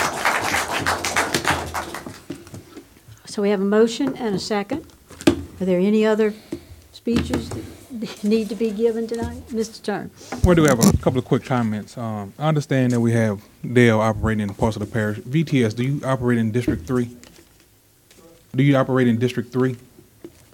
I operate anywhere in the call me, I'll come to your house if you do I'll come in I know the issue, a lot of, I understand we have people here that's saying that Dale's is great, this, that, and other, but for most of my district, we only have the 2 large companies, and I get calls consistently saying that they're not picking up the trash. So they want something done. So in my opinion, something does need to be done, at least for certain parts of the parish who are having issues with those 2 main companies not picking up trash for 2, 3, or 4 weeks at a time. Because they didn't pick mine up at one point for 2 weeks, and I had a wife at the house fussing mad because the trash is not getting picked up, wanted me to do so. And I couldn't even get away from that person because she's right there. So something does need to be done as far as having those companies to do their job. And I did approach Doc to bring something to the street planning as far as what needs to be done. And my idea was just mainly, but I'm not really in support of how it is written now. But my idea was mainly to some type of franchise fee or a license that the companies would pay just to operate in the parish, but not a large fee. And that to get that license, they would have to submit their routes and their customer list. And once those are submitted, that if at any point a certain number of those customers, a certain percentage of those customers' trash was not picked up in any given amount of time, then at that point, the parish could start fining that company for not doing what they're supposed to be doing. That was just my idea we threw out there, and we was just brainstorming, trying to figure out something to do to help those part of the parish who doesn't have DALs. But I know we have VTS, throughout the parish. And I don't think a lot of people in my district knew that was an option. Most people in my district only knew of the two large companies that we had, and they weren't happy with either one. So, what's the point of switching from a D company to an F company? You still got bad service. There was really no other option, and that's all I have to say on it. Thank you. Does anyone else have any other comment? Terry? Yes. Yeah, I object to the motion to table it, only because, kind of like what Travis was just saying, Councilman Turner was just saying, is that a lot of us have acknowledged that we have a problem. There's a problem with the bigger companies. I don't see where the harm is in discussing possible solutions. I think Travis alluded to that, is that there are other options out there. If we want to shut down discussion on things, that's not the democratic way to do it. You discuss things, try and find a solution to it. And I don't see any purpose in giving this a 99% chance that we just ignore a problem that we all acknowledge is out there. So I'd rather see us have the ability to discuss this, come up with some other ideas. No, this is not a perfect idea. Nobody up here thinks it's a perfect idea. I don't think anybody here today would vote for this right now. But I do think we've acknowledged a problem. Let's not stick our heads in the sand and just ignore it. Let's see if we can find a solution. So I object to tabling this. I think it's something that we should continue to discuss, over time. It doesn't have to come back at the very next meeting, but let's continue to try and find a solution to this problem, because, as Travis said, there are parts of our community that may not have access to Dales. VTS is going to cover the whole community, but we have a lot of people that need help on this. Absolutely. And if we can find a way to help them, let's do it. Okay. Yeah, I don't want to do advertising on here right now. I've done enough advertising tonight, but I'm trying to help my constituents to So understand. I object to the motion. I'd like to keep this alive. I got you. Absolutely. Mr. Lambert, please. Yeah, I've probably been with Dale ever since he's been in business, and I haven't had the first complaint with him. Just want to kick that in. But as far as a solution, we are meeting with Republic, a few of us this week, and I think that's the start. We need to get to these guys and let them know that our constituents are not, the service that they're providing is not up to par, and they need to step it up a notch now. Maybe just this conversation with the big dogs, maybe they can. That's right. Hopefully make a difference. So we're going to start off with Republican. If we need to keep going, as a subcommittee, we can keep moving on it. So we are meeting with Republic this week, so to discuss these issues they have. Madam Chairman? If you'll give me just a moment, Sure. Mr. Satterley, I hope the public will understand that we're aware that we're having this meeting coming up. Sometime we need to do things to set the tone for a meeting that's coming up. And we need people to understand that we're not going to tolerate the kind of service that our community has been getting in the recent past and frequently over the years with these little mini crises, as Doc wants to call them. I will differ with him. I do not believe that in any way, shape, or form this was discussed tonight in order to further any agenda. The object is to try to solve a problem, and we have obviously more than one of us up here who represent districts who have suffered with this problem. We don't have access always to all of the services that are provided to some of the more rural communities, like Dales and BT. Let me say it one more time right. BTS. Okay. So, we want to move forward. I've got to figure out now procedurally. I have an objection to the motion, so we will have a Roll call vote, please. So is discussion over with? Yes, sir. We're going to have, I'd like to, Because I would just like to say I appreciate Todd Lambert and what he had to say, and I'd recommend, Todd, that whoever you're going with, I'd be glad to go with you, number one, and if not, please take a copy of this film and give it to Republic and give it to, I think that'd be helpful. Thank you, Madam Chairman. that's our intention. So we have a roll call vote. Madam Secretary. Councilman Dawson? Yes. Councilman Turner? They were voting yes, we're going with. The vote. That's to postpone indefinitely. No. Councilman Satterley? Yes. Councilman Dempsey Lambert? Yes. Councilman Todd Lambert? Yes. Councilman Kluwat? Yes. Councilman Lawler? No. Councilman Cagnolati? Yes. Councilman Johnson? Yes. And the chair votes no. I would have certainly liked to have continued the discussion. Okay. 7-3. Okay. Okay, so that is postponed indefinitely, and we will thank everyone again for being here and being part of this discussion. I think it was wonderfully healthy. And then we will move on to item number 9.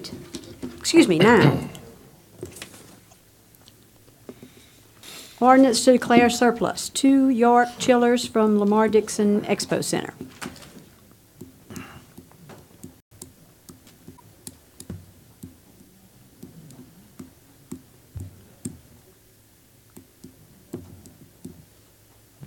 Motion. I have a motion by Mr. Lawler. We're watching everyone file out the door. Second. And a second by Mr. Cagnolati. Any discussion? Any objections? Hearing none, that motion passes. Item number 10, authorization to acquire approximately 5.5 acre tract of land for $450,000 plus the cost of closing, being the undeveloped portion of Lot 1B and being situated in the northwest 1/4 of Section 33 T9S dot R3E SED, east of the Mississippi River, City of Gonzales, State of Louisiana, said property being adjacent and contiguous to the Ascension Parish Government Campus. Said purchase to be funded by $225,000 from the general fund, $225,000 from Sales Tax District 1, sinking fund from excess collections and court filing fees as provided by Louisiana Revised Statutes 13-996-69. Mr. Matassa and Mr. DeFici. Mr. Chavis is going to explain the situation to y'all, and then we'll answer any questions. I do have a plat here, if you'd like to see it, but I'm pretty sure you are all familiar with, not sure quite how this works, actually. Pretty familiar with the property we're talking about, the property that's belongs currently to Mr. Esquivel, and it's adjacent to the current courthouse, proposed courthouse site.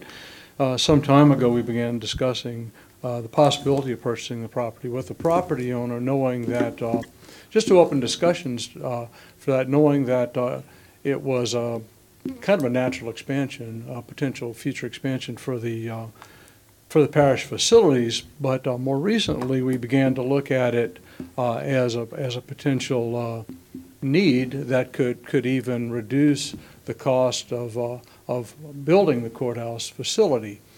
One of the things that's required, of course, is mitigating the stormwater, adding retention and mitigating the stormwater impacts from the courthouse property itself. The courthouse property is below the is lower than the property that the parish administration building sits on. A considerable amount of fill would have to be brought in to raise the floor level, the finished floor level of the courthouse to the same level as the parish administration building. Without getting into a lot of detail, that requires mitigation on the site. So the civil engineers got together, the design, the team working for the architect, Grace Abear. We all met a couple of times and discussed the possibilities and discussed the possibility of the impacts of purchasing that adjacent property. The adjacent property has an existing pond, retention pond on it that was sized for development of that property.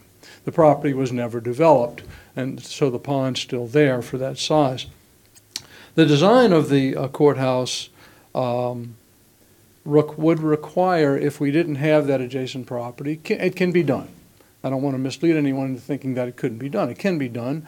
There would have to be 2 separate retention ponds on the property, and it's marginal. The solution is marginal. The civil engineers looked at it and believed it's possible that we'd have to add some more exotic measures to be able to solve the problem on the property. It can be done, but it might be more costly than we'd like to see.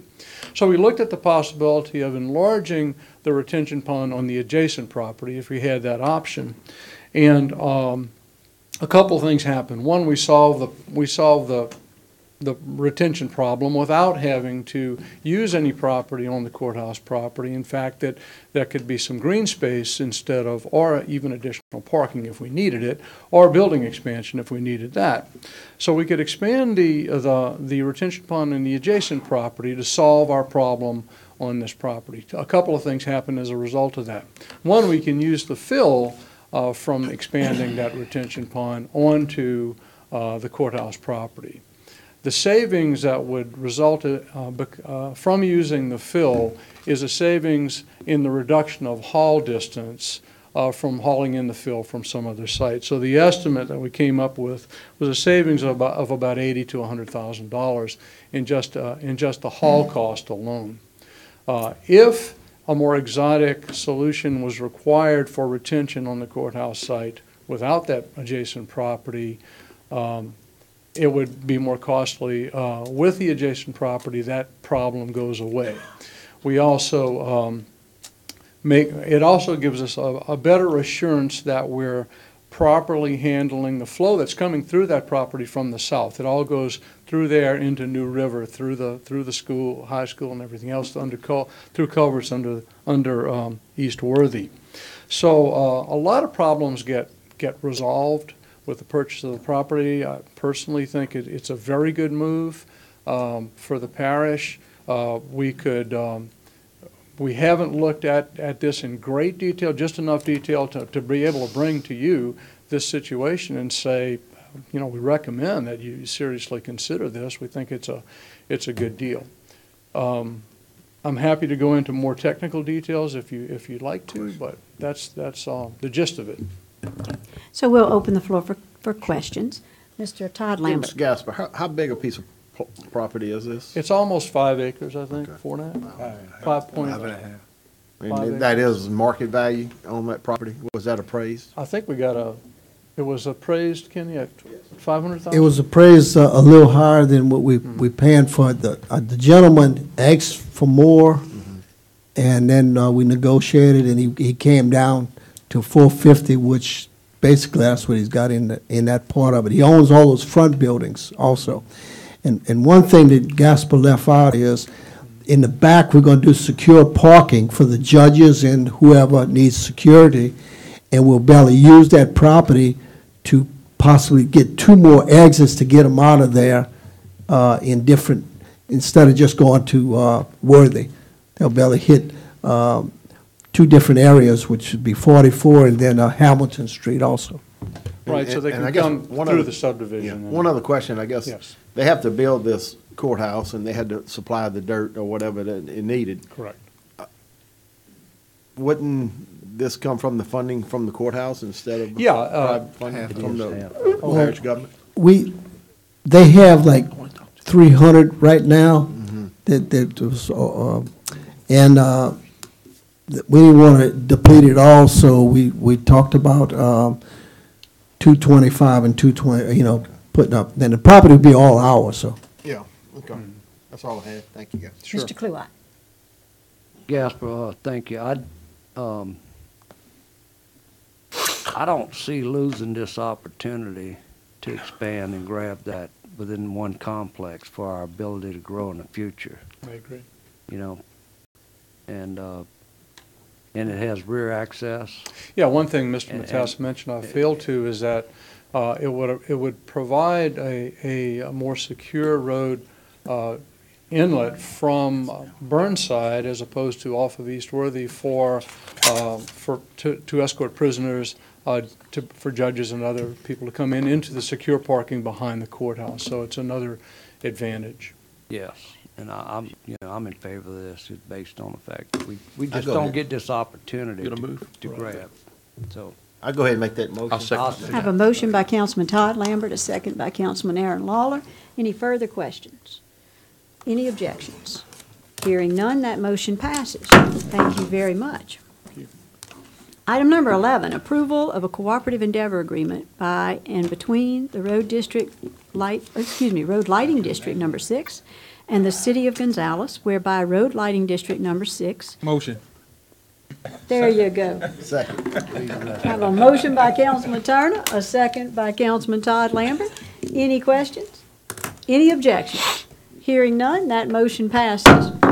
And following Travis's lead, item number 13, amendment number 1, BFI Waste Systems of Louisiana, LLC, to increase the not-to-exceed amount of the contract by an additional $10,000 to a not-to-exceed amount of $30,000. Ron? Motion. Second. Have a motion by Councilman Dempsey Lambert, a second by Councilman Satterly. Any questions? Mr. Dawson? I need to recuse myself. I'm in some negotiations with BFI on their permit renewal. Thank you, Mr. Dawson. Any others? Any other questions? Any objections? Hearing none, that motion passes. Thank you. Thank you. Item number 13A, Mr. Daniel. I need you to state that project since I do not have any info on that on this agenda. This would be the, Madam Chairwoman, thank you, council members, thank you. This is the approval of amendment number 6 for the Ascension Parish Sewer Program for Engineering Service. It is the CDBG project in the Hillaryville-Darrow area. That project has been delayed several times. We bid it out once and the bids all came in higher. We have been able to, we're on the track to acquire the piece of property that we need to acquire. We need to move a little money from the right-of-way into the engineering, $26,000 to get the bid documents ready to go. And so that's what this amendment does. It moves. So move. Second. Have a motion by Councilman Johnson, a second by Councilman Cagnalotti. Any question? Mr. Dawson? Mr. Daniel, could you, just a little housekeeping matter, so to add an agenda item, it should be the reason that we added it to the agenda needs to be stated. So is it because of it was scheduled to go on utilities? It was scheduled to go on utilities and the meeting was canceled? Clerical Okay. error. So I just like to make sure that we Take full responsibility for it. We're not worried about the responsibility, we just need to have that reason. yeah, and that was gonna be my comment, since I'm chairman of utilities, is that we will not have a utilities meeting tonight due to administrative. I thank the council for that. If y'all been here, this project's been lingering around for many years, and thank God we're going to bid. Thank you so much. We appreciate that. All right. So we have a motion and a second. Any further discussion? Any objections? Hearing none, that motion passes. All right. Monthly contract report, Ms. Sandra.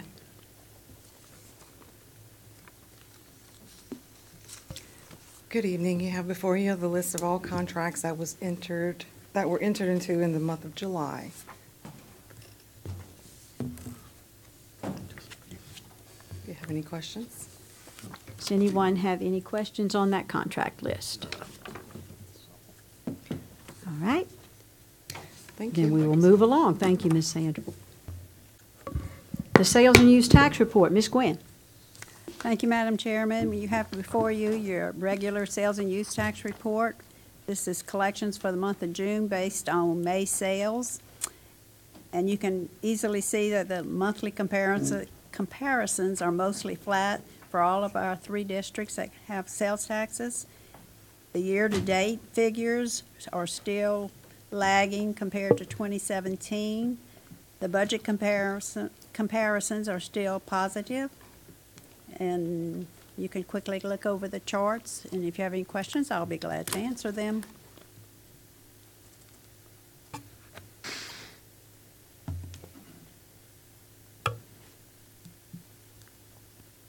Any questions? All righty. Thank you very much, Ms. Gwynn. Now, on to number 16, the revenue and expenditure report.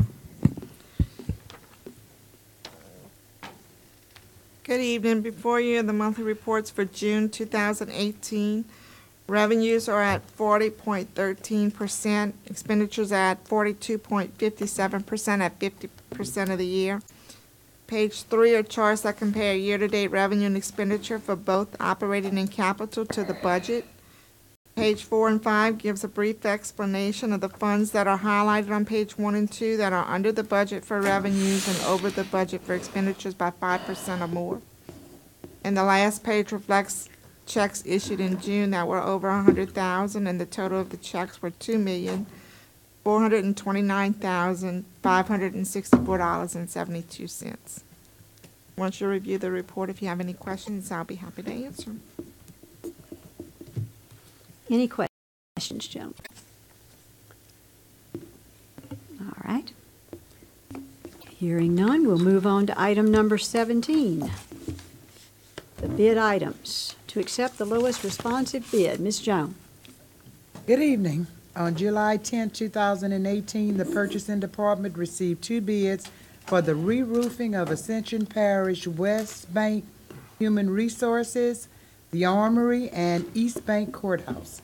After review, the Ascension Parish Purchasing Department recommends accepting the lowest responsive bid submitted by Expert Maintenance and to authorize the parish president to enter into any applicable agreement or contract for this project. So moved. Have a motion by Councilman Dempsey Lambert, second by Councilman Cagnolati. Any objections? Well, let me ask first. Any questions? Any objections? Hearing none, that motion passes. Item B. On July 11, 2018, the Purchasing Department received 4 bids for bituminous mixture for hot application asphalt. After review, the Purchasing Department and DPW recommend accepting the lowest bid from Barber Brothers Contracting and R.J. Dago and Son Contractors, and to authorize the parish president to enter into any applicable agreement or contract for this material. So moved, Madam Have a Chairman. motion by Councilman Todd Lambert, a second by Councilman John Cagnolati. Any questions? Any objection? Mr. President. I just want to let y'all know, the reason we got 2 companies, they both bid the same, and I asked O'Neill, what do you do? And he said, the law says you flip a coin. So what I did, we contacted both companies because plants don't open every day. So having 2 companies is really good. So both of them said that they would do it dual, so it's good for Ascension Parish. That's why we did it. Excellent. Thank you, sir. Any objections? Hearing none, that motion passes. On July 12, 2018, the Purchasing Department received 5 bids for mosquito control chemicals. After review, the Purchasing Department and Mosquito Control recommend accepting the lowest responsive bids and to authorize the parish president to enter into any applicable agreement or contract for these chemicals. The chemical awards are to Univor USA, Adapco Incorporated, Clark Mosquito, Go Bear Oil Company, and Target Specialty Products. So moved, Madam Chairman. Have a motion by Councilman Todd Second. Lambert, a second by Councilman Satterley. Any questions? Any objections? Hearing none, that motion passes. On July 11, 2018, the Purchasing Department received 5 bids for galvanized and asphalt-coated corrugated pipe. After review, the Purchasing Department and DPW recommend accepting the lowest responsive bid submitted by Colburn's Incorporated, and to authorize the parish president to enter into any applicable agreement or contract for this material. So, I have a motion by Councilman Satterly, a second by Councilman Johnson. Any questions? Any objections? Hearing none, that motion passes. On July 11, 2018, the Purchasing Department received 6 bids for corrugated polyethylene pipe, Sherlock, reducing tees, and fittings. After review, the Purchasing Department and Public Works recommend accepting the lowest responsive bid submitted by Core and Main, and to authorize the parish president to enter into any moved. applicable. Motion by Mr. Dawson. Second by Mr. Cagnolati. Questions? Any objections? Hearing none, that motion passes. On July 31st, 2018, the Purchasing Department received 5 bids for 3M traffic control signs, materials, and supplies. After review, Department of Public Works recommend accepting the lowest responsive bids and to authorize the parish president to enter into any applicable agreement or contract for this material. Companies: Traffic Control, Osborne Associates, Blacktop Industries, and Vulcan Incorporated. So moved. I have a motion by Councilman Todd Lambert and a second by Councilman Bill Dawson. Any questions? Any objections? Hearing none, that motion passes. Last one. On July 6, 2018, the Purchasing Department received 11 statements of qualification for A&E services for Station 30 Training Room Addition. After review, the Engineering Selection Committee recommends presenting the 3 highest-ranked proposals for the Parish Council's review and selection. The highest-ranked proposals were submitted by Meyer Engineers, Domain Architect, and MB Design Consultant. Once awarded, to authorize the parish president to begin contract negotiations for this service. The budget was $75,000. Madam Chairman. Thank you. Madam Chairman. Yes, Mr. Yes, I would like to make a motion that we award the contract to Domain. Second. I have a motion to award to Domain, a second to from Mr. Cagnolati. Any objections to that? Discussion.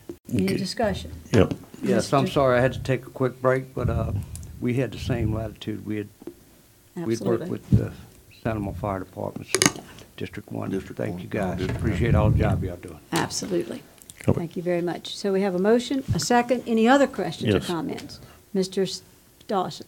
I just wanted to take a minute and thank Ms. Shivers and her crew because, I heard 5 and 6 bidders. I heard 11 respondents. Those are numbers I love to hear. And I've talked about it the other way when we only had 1 or 2, but it's a great job.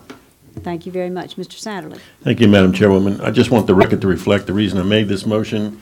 Looking at the score sheet, there were 5 individuals on the selection committee that scored the 11 individuals that applied.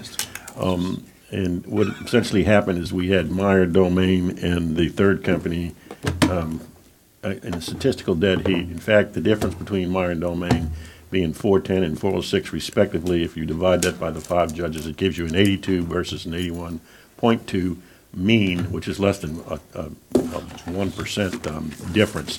As I always do, I perform statistics. It was not statistically real, so therefore more important to me, and since the experts could not tell this council, that they felt one could do the job better than the other, I thought it'd be best that we listen to our fire chief, who asked that we can give all due consideration to Domain.